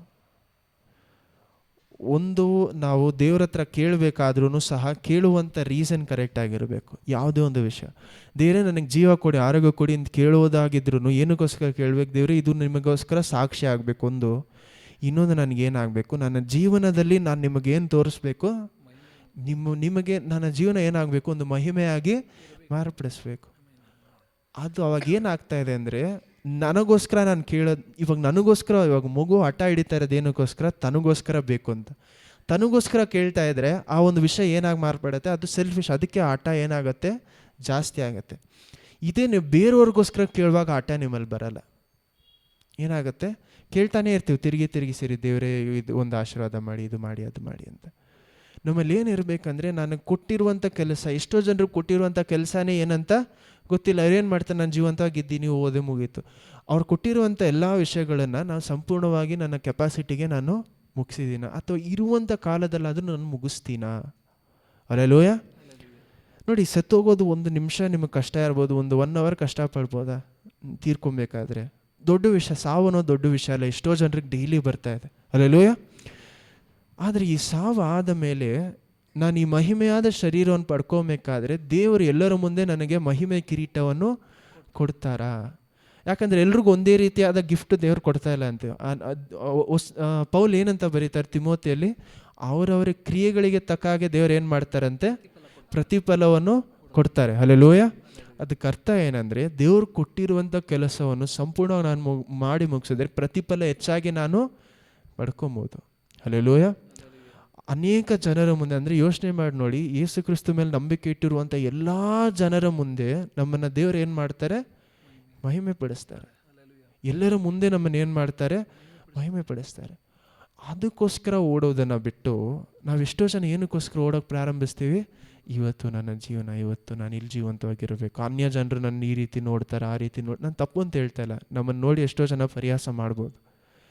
ಆದರೆ ಅದೆಲ್ಲವನ್ನು ಮೀರಿ ನಾವು ನೋಡಬೇಕಾದ್ರೆ, ದೇವರೇ ನನ್ನ ಜೀವನದಲ್ಲಿ ನಾನು ಏನು ಮಾಡಬೇಕು, ಈ ಒಂದು ಆರೋಗ್ಯವನ್ನು ಇಟ್ಕೊಂಡು ನಾನು ಏನು ಮಾಡ್ತೀನಿ, ಇರುವಂಥ ಕಾಲ ನಾನು ಏನು ಮಾಡಬೇಕು, ನಿಮ್ಮ ಮಹಿಮೆ ಪಡಿಸಿ, ನೀವು ಕೊಟ್ಟಿರೋಂಥ ಕೆಲಸ ನಾನು ಮಾಡಿ ಮುಗಿಸೋವರೆಗೂ ನನಗೆ ಸಮಯ ಕೊಡಿ. ದೇವ್ರಿಗೆ ಗೊತ್ತು ನಿಮಗೆ ಕೊಟ್ಟಿರುವಂಥ ಕೆಲಸ ಏನು, ನಿಮ್ಮ ಮಗುವನ್ನು ಎಷ್ಟು ವರ್ಷ ಬೆಳೆಸಬೇಕು, ಅಥವಾ ನಿಮ್ಮ ಕುಟುಂಬದಲ್ಲಿ ಎಷ್ಟು ವರ್ಷ ನೀವು ಇರಬೇಕು, ಅಥವಾ ನಾನು ಎಷ್ಟು ವರ್ಷ ಈ ಜೀವಂತವಾಗಿ ನನ್ನ ಕುಟುಂಬ ಇರಬೇಕಾ, ಇರಬಾರ್ದಾ, ನಾನು ಎಲ್ಲಿ ಬೆಳಿಬೇಕು, ಏನು ಮಾಡಬೇಕು, ಎಲ್ಲ ದೇವರಿಗೆ ಗೊತ್ತಿದೆ. ದೇವ್ರಿಗೆ ಮಾತ್ರ ಗೊತ್ತಿಲ್ಲ, ನಿಮಗೂ ಸಹ ದೇವ್ರು ಏನು ಮಾಡ್ತಾರೆ, ಒಂದು ಐಡಿಯಾ ಕೊಡ್ತಾರೆ, ನೀ ಇದು ಮಾಡಬೇಕು, ಇದೆಲ್ಲ ನಿನ್ನ ಜೀವನದಲ್ಲಿ ನೀನು ಮಾಡಬೇಕು, ಇಷ್ಟು ಜನ ನೀನು ಸಂಪಾದನೆ ಮಾಡಬೇಕು ಅಂತ. ಸೊ ಅದೆಲ್ಲವನ್ನು ನಾನು ಮಾಡಿ ಮುಗಿಸೋವರೆಗೂ ನನ್ನ ಜೀವನ ಅದಕ್ಕೆ ಮುಂಚೆ ಹೋಗ್ಬಿಟ್ರೆ ನಾನು ಸಂಪೂರ್ಣವಾಗಿ ಅದನ್ನು ಮಾಡಿ ಮುಗಿಸಿಲ್ಲ. ಓಟವನ್ನೇ ನಾನು ಏನು ಮಾಡಿಲ್ಲ, ಸಂಪೂರ್ಣವಾಗಿ ಮುಗಿಸಿಲ್ಲ. ನೀವು ದೇವರ ರಾಜನ ಹೋಗಿ ಸೇರ್ಬೋದು, ಆದರೆ ಓಟವನ್ನು ನಾವೇನು ಮಾಡಿಲ್ಲ, ಫುಲ್ ಮುಗಿಸಿಲ್ಲ. ಇದಕ್ಕೆ ನಾವೇನು ಮಾಡಬೇಕಂದ್ರೆ, ನಾವೆಲ್ಲರೂ ನಮ್ಗೆ ಕೊಟ್ಟಿರುವಂಥ ಸಂಪೂರ್ಣ ಪೊಟೆನ್ಷಿಯಲ್, ಅಂದರೆ ನಮಗೆ ದೇವ್ರು ಏನೆಲ್ಲ ಕೊಟ್ಟಿದ್ದಾರೋ ಎಲ್ಲವೂ ನಾವೇನು ಮಾಡಬೇಕು ಇದಕ್ಕೆ ನೀವು ಸ್ವಾರ್ಥವಾಗಿದ್ದರೆ ತಪ್ಪಿಲ್ಲ. ಯೋಚನೆ ಮಾಡಿ ನೋಡಿ, ನಾನು ಕೊಟ್ಟಿರುವಂಥ, ಇವಾಗ ದೇವ್ರು ನಿಮಗೆ ಒಂದು 10,000 ರೂಪಾಯಿ ವಿನ್ ಮಾಡುವಂಥ ಎಕ್ಸಾಂಪಲ್ ಕೊಡ್ತೇನೆ. 10,000 ಕಾಯಿನ್ಸ್ ವಿನ್ ಮಾಡುವಷ್ಟು ನಿಮಗೆ ಏನು ಮಾಡಿದ್ದಾರೆ, ಬಲ ಕೊಟ್ಟಿದ್ದಾರೆ, ಅಥವಾ ನಿಮಗೆ ಅಷ್ಟು ದೇವ್ರು ನಿಮಗೋಸ್ಕರ ಇಟ್ಟಿದ್ದಾರೆ ಅಂತ ಇಟ್ಕೊಳ್ಳಿ. ಆ 10,000ವನ್ನು ಸಹ ನಾನು ಪಡ್ಕೊಳ್ಳೋವರೆಗೂ ನಾನು ಏನು ಮಾಡಬಾರ್ದು, ನಿಲ್ಲಬಾರ್ದು. ನನ್ನ ಜೀವನ ಏನಾಗಬಾರ್ದು. ಯಾಕಂದರೆ ಅದು ಇಲ್ಲಿ ಮಾತ್ರ ನಾನು ಏನು ಮಾಡೋಕ್ಕಾಗತ್ತೆ, ಈ ಜೀವನ ಇರುವವರೆಗೂ ಮಾತ್ರ ಅದು ಆ ಒಂದು ವಿಷಯವನ್ನು ನಾನು ಸಂಪಾದನೆ ಮಾಡ್ಕೊಳ್ಳೋಕ್ಕೆ ಸಾಧ್ಯ. 10,000 ಜನ ನಾನು ಸಂಪಾದನೆ ಮಾಡ್ಕೊಬೇಕು ಅಂತ ದೇವ್ರು ಬರೆದಿಟ್ಟಿದ್ರೆ, 10,000 ಜನ ಸಂಪಾದನೆ ಮಾಡುವವರೆಗೂ ನಾನು ಏನು ಮಾಡಬಾರ್ದು, ನಿಲ್ಲಬಾರ್ದು. ನನ್ನ ಜೀವನ ಏನಾಗಬಾರ್ದು, ಕಷ್ಟನೋ ಸುಖನೋ ಏನೇ ಬಂದ್ರೂ ದೇವರೇ ನೀವು ಕೊಟ್ಟಿರುವಂಥ ಕ್ರಿಯೆ ಮುಗುವವರೆಗೂ ನಾನು ಏನು ಮಾಡಲ್ಲ, ನಿಲ್ಲಲ್ಲ. ಇದನ್ನೇ ಪೌಲ್ ಮಾಡಿದ್ರು. ಪೌಲ್ ಏನಂತ ಹೇಳ್ತಾರೆ, ಸುಲಭವಾಗಿ ಹೇಳ್ತಾರೆ, ನನಗೆ 3 ಸತಿ ನಾನು ಕೇಳಿದೆ, ದೇವರ ಮುಳ್ಳನ್ನು ಏನು ಮಾಡಲ್ಲ, ತೆಗೆಯಲ್ಲ ಅಂದರು. ಅದೇ ದೇವ್ರು ಏನು ಹೇಳಿದ್ರೆ, ನನ್ನ ಕೃಪೆ ನಿನಗೆ, ಅದಕ್ಕೆ ಅರ್ಥ ನನ್ನ ಬಲ ನಿನಗೆ ಸಾಕು. ಸೊ ಇವತ್ತು ನೀವು ಕಷ್ಟಪಟ್ಟು ದೇವ್ರ ಮೇಲೆ ನೀವು ನಿರ್ದಾಶ ತೊಗೊಳ್ತಾ ಇದ್ದೀರಿ ಅಂದರೆ, ಅದೇ ನೀವು ಕೋಪ ಮಾಡ್ಕೊತಾ ಇದ್ದೀರಿ, ಅದಕ್ಕೆ ಅರ್ಥ ಏನೋ ಅವರ ಬಲದಲ್ಲಿ ನೀವು ಇದನ್ನು ಮಾಡ್ತಾ ಇಲ್ಲ. ಕಷ್ಟನೂ ಸಹ ದೇವರ ಬಲದಲ್ಲಿ ಮಾಡಿದ್ರೆ ನಮಗೆ ಸುಲಭ ಅಂತ ಅನಿಸುತ್ತೆ. ಅಲ್ಲೆಲ್ಲೋ ಎಷ್ಟೋ ವಿಷಯಗಳು ದೇವರ ಬಲದಲ್ಲಿ ಮಾಡಬೇಕಾದ್ರೆ ಏನಾಗ್ಬಿಡುತ್ತೆ, ಸುಲಭವಾಗುತ್ತೆ. ನೀವು ಚಿಕ್ಕ ಕೆಲಸನೇ ಇರ್ಬೋದು, ಮನೆ ಗುಡಿಸುವಂಥ ಕೆಲಸ ನಮ್ಮ ಮನೆ ನಾವು ಗುಡಿಸ್ಬೋದು, ಈಗ ಸಭೆ ನಾವು ಗುಡಿಸ್ಬೋದು. ಅದನ್ನೇ ಸಹ ನಾವು ದೇವರ ಒಂದು ಬಲದಲ್ಲಿ ಮಾಡಬೇಕಾದ್ರೆ ನಮ್ಗೆ ಅದು ದೊಡ್ಡ ವಿಷಯವಾಗಿ ಅನಿಸಲ್ಲ. ಅಥವಾ ನಾವು ದೇವ್ರ ಮೇಲೆ ಇರುವಂಥ ಪ್ರೀತಿಯಿಂದ ಮಾಡಿದ್ರೆ ನಮಗೇನಾಗಲ್ಲ, ದೊಡ್ಡ ವಿಷಯವಾಗಿ ಕಾಣಿಸಲ್ಲ. ಇದೇ ಎಷ್ಟೋ ಜನರಿಗೆ ಏನಾಗ್ಬಿಡುತ್ತೆ, ಅವ್ರ ಬಲದಲ್ಲಿ ಬಂದು ಅಯ್ಯೋ ನಾನು ಹೋಗಿ ಸಭೆಗೆ ಹೋಗಿ ನಾನು ಕ್ಲೀನ್, ಅಥವಾ ಮನೆಗೆ ಹೋಗಿ ನಾನು ಕ್ಲೀನ್ ಮಾಡಬೇಕಾ, ನನ್ನ ಮಕ್ಳಿಗೆ ನಾನು ಇದೆಲ್ಲ ಮಾಡಬೇಕಾ, ಇದು ಮಾಡಬೇಕು. ಸೊ ಆ ಒಂದು ಬಲಹೀನತೆ ಬರ್ತಾ ಇರೋದು ಯಾಕಂದರೆ ಮಾಂಸ ಬಲಹೀನವಾಗಿದೆ. ಆದರೆ ನಿಮಗೆ ಕೊಟ್ಟಿರುವಂಥ ಕೆಲಸನೂ ದೇವರ ಆತ್ಮದಿಂದ ಮಾತ್ರ ಮಾಡೋದಕ್ಕೆ ಸಾಧ್ಯ. ಒಂದು ಮಗುವನ್ನು ಬೆಳೆಸೋದು ಸುಲಭವಾದ ಕೆಲಸ ಅಲ್ಲ. ಯಾಕಂದರೆ ಅವರು ಇರುವಂಥ ಎಲ್ಲ ಐಡಿಯಾ ಏನು ಒಳ್ಳೇದೇನು ಕೆಟ್ಟದೇನು ಎಲ್ಲ ಕಲಿಸೋದು ಯಾರೋ, ತಂದೆ ತಾಯಿ. ಅಲ್ಲೆಲ್ಲೂಯ.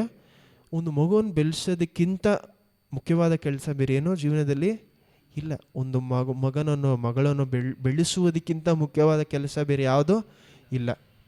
ನೀವು ಸಂಪಾದನೆ ಮಾಡೋದೆಲ್ಲ ಇರಲಿ, ಅದಕ್ಕಿಂತ ಮುಖ್ಯ ಏನು ನಿಮಗೆ ಕೊಟ್ಟಿರುವಂಥ ಒಂದು ದೊಡ್ಡ ಐಶ್ವರ್ಯ. ಯಾಕೆ ಅದು ನಾನು ಹೇಳ್ತಾ ಇದ್ದೀನಿ ಅಂದರೆ, ದೇವರು ನಿಮಗೊಂದು ಮಗುವನ್ನು ಕೊಡು. ಯಾಕೆ ಇವಾಗ ನೋಡಿ ಕೀರ್ತನೆಗಳನ್ನು ಏನು ಹೇಳ್ತಾರೆ, ದೇವರು ಒಂದು ಮಕ್ಕಳನ್ನು ಕೊಡುವುದು ನಿಮಗೆ ಐಶ್ವರ್ಯ ಅಂತ ಹೇಳ್ತಾರೆ. ಅಲ್ಲೆಲ್ಲೋಯ ಒಂದು ದೊಡ್ಡ ಬಹುಮಾನ. ನಿಮ್ಮ ನಂಬಿ ಅದನ್ನು ಕೊಡ್ತಾ ಇದ್ದಾರೆ ಅಂದರೆ ಅದಕ್ಕೆ ಅರ್ಥ ಏನಂದರೆ, ಆ ಒಂದು ಆತ್ಮ ಬೆಳೆಯೋದಕ್ಕೆ, ನೀವು ಯೇಸು ಕ್ರಿಸ್ತವನ್ನು ನೋಡ್ಕೊಳ್ಳೋದಕ್ಕೆ ಯಾರಿಗೆ ರೆಸ್ಪಾನ್ಸಿಬಿಲಿಟಿ ಕೊಟ್ಟಿದ್ದಾರೆ? ತಂದೆ ತಾಯಿಗೆ. ಆ ಒಂದು ಆತ್ಮ ನಷ್ಟವಾಗಿ ಹೋದ್ರೂ ಸಹ ನೀವು ಕ್ರಿಸ್ತವಲ್ಲಿದ್ದರೆ ಯಾರನ್ನು ನೋಡಿ ಕೇಳ್ತಾರೆ? ನಮ್ಮನ್ನು ನೋಡಿ ಕೇಳ್ತಾ ಇರ್ತೀವಿ. ನೋಡಿ, ಸಂಪೂರ್ಣ ರೆಸ್ಪಾನ್ಸಿಬಿಲಿಟಿ ನಾವು ತೊಗೊಳಕ್ಕಾಗಲ್ಲ ಯಾರೇ ಮನುಷ್ಯ, ಯಾಕಂದರೆ ನಾವೇನೇ ನಮ್ಮ ರಕ್ಷಣೆಗೆ ರೆಸ್ಪಾನ್ಸಿಬಿಲಿಟಿ ತೊಗೊಳೋಕ್ಕೆ ಆಗಲ್ಲ. ಆದರೆ ನಮ್ಮಿಂದ ಆಗಿದ್ದೆಲ್ಲವೂ ನಾವು ಮಾಡ್ತಾಯಿದ್ದೀವಿ, ಪ್ರೀತಿಯಿಂದ ಮಾಡ್ತಾಯಿದ್ದೀವ. ಹಲ್ಲೆಲೂಯ. ಓಕೆ, ಕಂಟಿನ್ಯೂ ಮಾಡಿ ಓದೋಣ, ಸಮಯ ಆಗ್ತಾ ಇದೆ. ಅಬ್ರಹಾಮನು ದೇವರನ್ನು ನಂಬಿದನು, ಆ ನಂಬಿಕೆ ಅವನ ಲೆಕ್ಕಕ್ಕೆ ನೀತಿ ಎಂದು ಎಣಿಸಲ್ಪಟ್ಟಿತು ಎಂಬುದಾಗಿ ಬರೆದದೇ ಇಲ್ಲ. ಆದುದರಿಂದ ನಂಬುವವರೇ ಅಬ್ರಹಾಮನ ಮಕ್ಕಳೆಂದು ತಿಳಿದುಕೊಳ್ಳಿರಿ. ನಾವು 15ನೇ ವಾಕ್ಯದಿಂದ ಓದಿ, ಸಮಯ ಆಗಿಬಿಡುತ್ತೆ. 15 ಓದಿ. ಸಹೋದರರೇ, ಲೋಕದ ವ್ಯವಹಾರವನ್ನು ಹಿಡಿದು ಮಾತನಾಡುತ್ತೇನೆ. ಸ್ಥಿರಪಡಿಸಿದ ಒಂದು ಒಡಂಬಡಿಕೆಯು ಕೇವಲ ಮನುಷ್ಯನ ಹಾಗೆ ಇದ್ದರೂ ಅದನ್ನು ಯಾರೂ ರದ್ದು ಮಾಡುವುದಿಲ್ಲ, ಅದಕ್ಕೆ ಹೆಚ್ಚು ಮಾತುಗಳನ್ನು ಕೂಡಿಸುವುದಿಲ್ಲ. ಒಳ್ಳೆಯದು. ದೇವರು ಅಬ್ರಹಾಮನಿಗೂ ಅವನ ಸಂತತಿಗೂ ವಾಗ್ದಾನಗಳನ್ನು ಮಾಡಿದರು. ಅವನು ನಿನ್ನ ಸಂತತಿಗೆ ಎಂದು ಹೇಳಿ ಅನೇಕರನ್ನು ಸೂಚಿಸುತ್ತದೆ, ನಿನ್ನ ಸಂತತಿಗೆ ಎಂದು ಹೇಳಿ ಒಬ್ಬನನ್ನೇ ಸೂಚಿಸುತ್ತಾರೆ. ಆ ಒಬ್ಬರು ಕ್ರಿಸ್ತರೇ. ನನ್ನ ತಾತ್ಪರ್ಯವೇನೆಂದರೆ, ದೇವರು ಮೊದಲು ಸ್ಥಿರಪಡಿಸಿದ ಒಡಂಬಡಿಕೆಯನ್ನು 430 ವರ್ಷಗಳ ಮೇಲೆ ಬಂದು ಧರ್ಮಶಾಸ್ತ್ರವು ರದ್ದು ಮಾಡಿ ಆ ವಾಗ್ದಾನವನ್ನು ವ್ಯರ್ಥ ಮಾಡುವುದಿಲ್ಲ. ಆ ಬಾಧ್ಯತೆಯು ಕರ್ಮ ಮಾರ್ಗದಿಂದ ದೊರೆಯುವುದಾದರೆ ಅದು ಇನ್ನೂ ವಾಗ್ದಾನದಿಂದ ದೊರೆಯುವುದಿಲ್ಲವೆಂದು ಆಯಿತು. ಆದರೆ ದೇವರು ಅದನ್ನು ಅಬ್ರಹಾಮನಿಗೆ ವಾಗ್ದಾನದ ಮೂಲಕವಾಗಿ ದಯಪಾಲಿಸಿದ್ದಾರೆ. ನೋಡಿ, ದೇವರು ಏನು ಮಾಡಿದ್ರಂತೆ, ಒಂದು ಸಂತತಿಯನ್ನು ಏನು ಮಾಡಿದ್ರು, ಪಡೆದುಕೊಂಡು ಆಯ್ದುಕೊಂಡು ಆ ಸಂತತಿ ಮೂಲಕ ನಮ್ಮೆಲ್ರಿಗೂ ಏನು ಮಾಡಿದ್ದಾರೆ, ಆ ಒಂದು ವಾಗ್ದಾನಕ್ಕೆ ನಮಗೆ ಆಕ್ಸೆಸ್ ಕೊಟ್ಟಿದ್ದಾರೆ. ಹಲ್ಲೆಲೂಯಾ. ಆ ವಾಗ್ದಾನ ಅಂದರೆ ಯಾವ ವಾಗ್ದಾನ? ಅಬ್ರಹಾಮನಿಗೆ ಕೊಟ್ಟಂಥ ವಾಗ್ದಾನಕ್ಕೆ ನಾವು ಸಹ ಏನಾಗ್ತಾ ಇದ್ದೀವಿ ಅಂತ ಇವಾಗ ಪಾಲುಗಾರರಾಗಿದ್ದೀವಿ. ಯಾರ ಮೂಲಕ? ಯೇಸು ಕ್ರಿಸ್ತುವಿನ ಮೂಲಕ. ಹಲ್ಲೆಲೂಯಾ. ಅಬ್ರಹಾಮನು ವಿಶ್ವಾಸ ಇಟ್ಟಿದ್ದ ಕಾರಣದಿಂದ ಅವನಿಗೊಂದು ವಾಗ್ದಾನ ಸಿಗ್ತಾ ಇದೆ. ಆ ಪ್ರಾಮಿಸ್ಗೆ ನಾವೆಲ್ಲ ಏನಾಗಿದ್ದೀವಿ?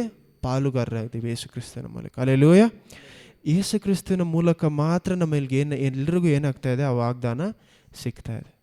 ಸೊ ನಾವೆಲ್ಲರೂ ಹೇಳ್ತಾ ಇರಬೇಕಾದ್ರೆ, ಒಂದು ಹೊಸ ಭೂಮಿಯಲ್ಲಿ ದೇವರು ನಮಗೆ ಆ ಒಂದು ನೆಲ ಕೊಡ್ತಾ ಇದ್ದಾರೆ ಅಂದರೆ ಅದಕ್ಕೆ ಕಾರಣ ಏನು? ಎಕ್ಸಾಂಪಲ್ಗೆ ನಮ್ಗೆ ಹೊಸ ಭೂಮಿಯಲ್ಲಿ ನಮಗೆ ಅಂತ ಒಂದು ಮಾಲಿಗೆ ಏನು ಹೇಳ್ತಾರೆ ದೇವರ ವಾಕ್ಯದಲ್ಲಿ? ನಮ್ಮೆಲ್ಲರಿಗೂ ಒಂದೊಂದು ಏನು ಮಾಡ್ತಾರೆ ಅಂತ ದೇವರು ಒಂದು ಮನೆಯನ್ನು ಕಟ್ತಾ ಇದ್ದೀನಿ ಅಂತ ಹೇಳ್ತಾರೆ. ಹಲ್ಲೆಲೂಯಾ. ಅದಕ್ಕೆ ಅರ್ಥ ಏನಂದರೆ, ಒಂದು ಮನೆ ಎಲ್ಲಿ ಕಟ್ತಾರೆ? ಓಕೆ, ಪರಲೋಕದಲ್ಲೆಲ್ಲ. ಎಕ್ಸಾಂಪಲ್ಗೆ ಓಕೆ, ಮನೆ ಕಟ್ತಾ ಇದ್ದಾರೆ. ಓಕೆ, ಮನೆ ಎಲ್ಲಿ ಕಟ್ತಾರೆ? ಭೂಮಿ ಅಂದರೆ ಒಂದು ನೆಲ ಬೇಕು, ನೆಲದ ಮೇಲೆ ಕಟ್ಟಬೇಕು. ನೆಲ ಇಲ್ಲದೆ ಮನೆ ಕಟ್ಟೋಕ್ಕೆ ಸಾಧ್ಯ. ಪರಲೋಕದಲ್ಲೇ ಕಟ್ಟಿದ್ರು ದೇವ್ರು ಅಲ್ಲೂ ಸಹ ಏನು ಮಾಡ್ತಾ ಇದ್ದಾರೆ? ಯಾವುದೋ ಒಂದು ನೆಲ, ನಾವು ಯೋಚನೆ ಮಾಡೋ ರೀತಿಯಲ್ಲಿ ಕ್ಲೌಡ್ಸ್ ಮೇಲೆ ದೇವ್ರ ಮನೆ ಕಟ್ತಾರೆ. ಅಂದರೆ ಏನು, ಕ್ಲೌಡ್ ಮೇಲೆ ಏನು ಮಾಡಲ್ಲ, ಇದೇನು ಡ್ರೀಮ್ ಮಾಡ್ತೀವಲ್ಲ ಆ ರೀತಿ ಅಲ್ಲ, ನಾವು ಕನಸು ಕಾಣುವಂಥ ರೀತಿಯಲ್ಲಿ ದೇವ್ರು ಕಟ್ತಾ ಇಲ್ಲ. ಅದು ದೇವರ ಮೇನ್ ಗೋಲ್ ಏನಂದರೆ, ಅಲ್ಲಿ ಹೋಗಿ ನಾವು ಇರಬೇಕು ಅನ್ನೋದು ದೇವರ ಆಸೆನೇ ಅಲ್ಲ. ನೀವು ಚೆನ್ನಾಗಿ ದೇವರ ವಾಕ್ಯ ಓದಿ ನೋಡಿದ್ರೆ, ಹೊಸ ಭೂಮಿ ಹೊಸ ಆಕಾಶನ ಉಂಟು ಮಾಡಿ ಆ ಜಾಗದಲ್ಲಿ ಪರಮ ಯೆರೂಸಲೇಮನ್ನ ಕಟ್ಟಿ ದೇವರು ಅಲ್ಲಿ ಏನಾಗಿರ್ತಾರಂತೆ? ಬೆಳಕಾಗಿರ್ತಾರೆ. ಆ ಜಾಗದಲ್ಲಿ ನಾವೆಲ್ಲರೂ ಏನು ಮಾಡ್ತೀವಂತೆ? ವಾಸ ಮಾಡ್ತೀವಿ. ಅಂದರೆ ಸೂರ್ಯನು ಬೆಳಕು ಕೊಡಲ್ಲ, ನಮಗೆ ಬೆಳಕು ಯಾರಾಗಿರ್ತಾರೆ? ಯೇಸು ಕ್ರಿಸ್ತವಾಗಿರ್ತಾರೆ. ಹಲ್ಲೆಲೂಯಾ. ಸೊ ಆ ಬೆಳಕಲ್ಲಿ ನಾವು ಇರಬೇಕು ಅಂತಾನೆ ದೇವ್ರು ಏನು ಮಾಡ್ತಾರೆ? ಆ ಒಂದು ಹೊಸ ಲೋಕ, ಹೊಸ ಭೂಲೋಕ, ಯಾವ ರೀತಿ ಆದಾಮ್ ಏವಾಳಿಗೆ ಒಂದು ಏನು ಕೊಟ್ಟರು? ಒಂದು ಏದೇನು ತೋಟವನ್ನು ಕೊಟ್ಟರು. ಆ ರೀತಿ ನಮಗೆ ಒಂದು ಹೊಸ ಏನು ಮಾಡಬೇಕು?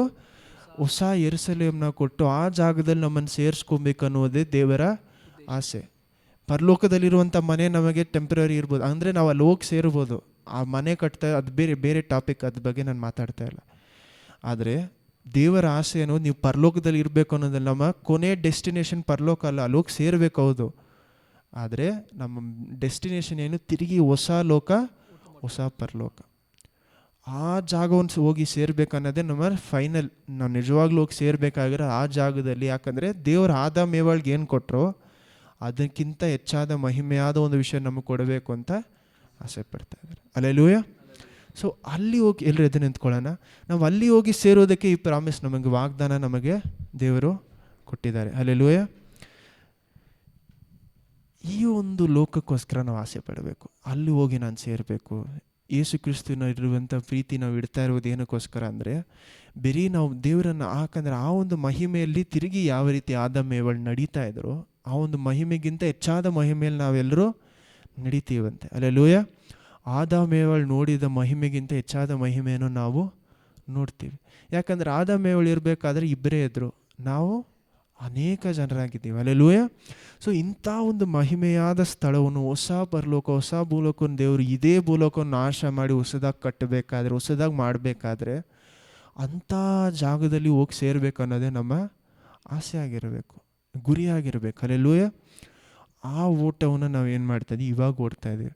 ಅಲ್ಲಿ ಹೋಗಿ ಸೇರುವುದಕ್ಕೆ ನಮಗೆ ಇವಾಗ ಏನು ಮಾಡ್ತಾರೆ? ದೇವರು ಪರೀಕ್ಷೆ ಇಟ್ಟು ನೋಡ್ತಾ ಇದ್ದಾರೆ. ಇವಾಗ ನಾವು ರೇಸ್ ಓಡ್ತಾ ಇದ್ದೀವಿ. ನಮ್ಮ ಪ್ರೈಸೇ ಏನಂತೆ? ನಮ್ಮ ಪ್ರೈಸ್, ನಮ್ಮ ಏನು ಹೇಳ್ತೀರಾ, ನಮ್ಮ ಬಹುಮಾನನೇ ಏನು?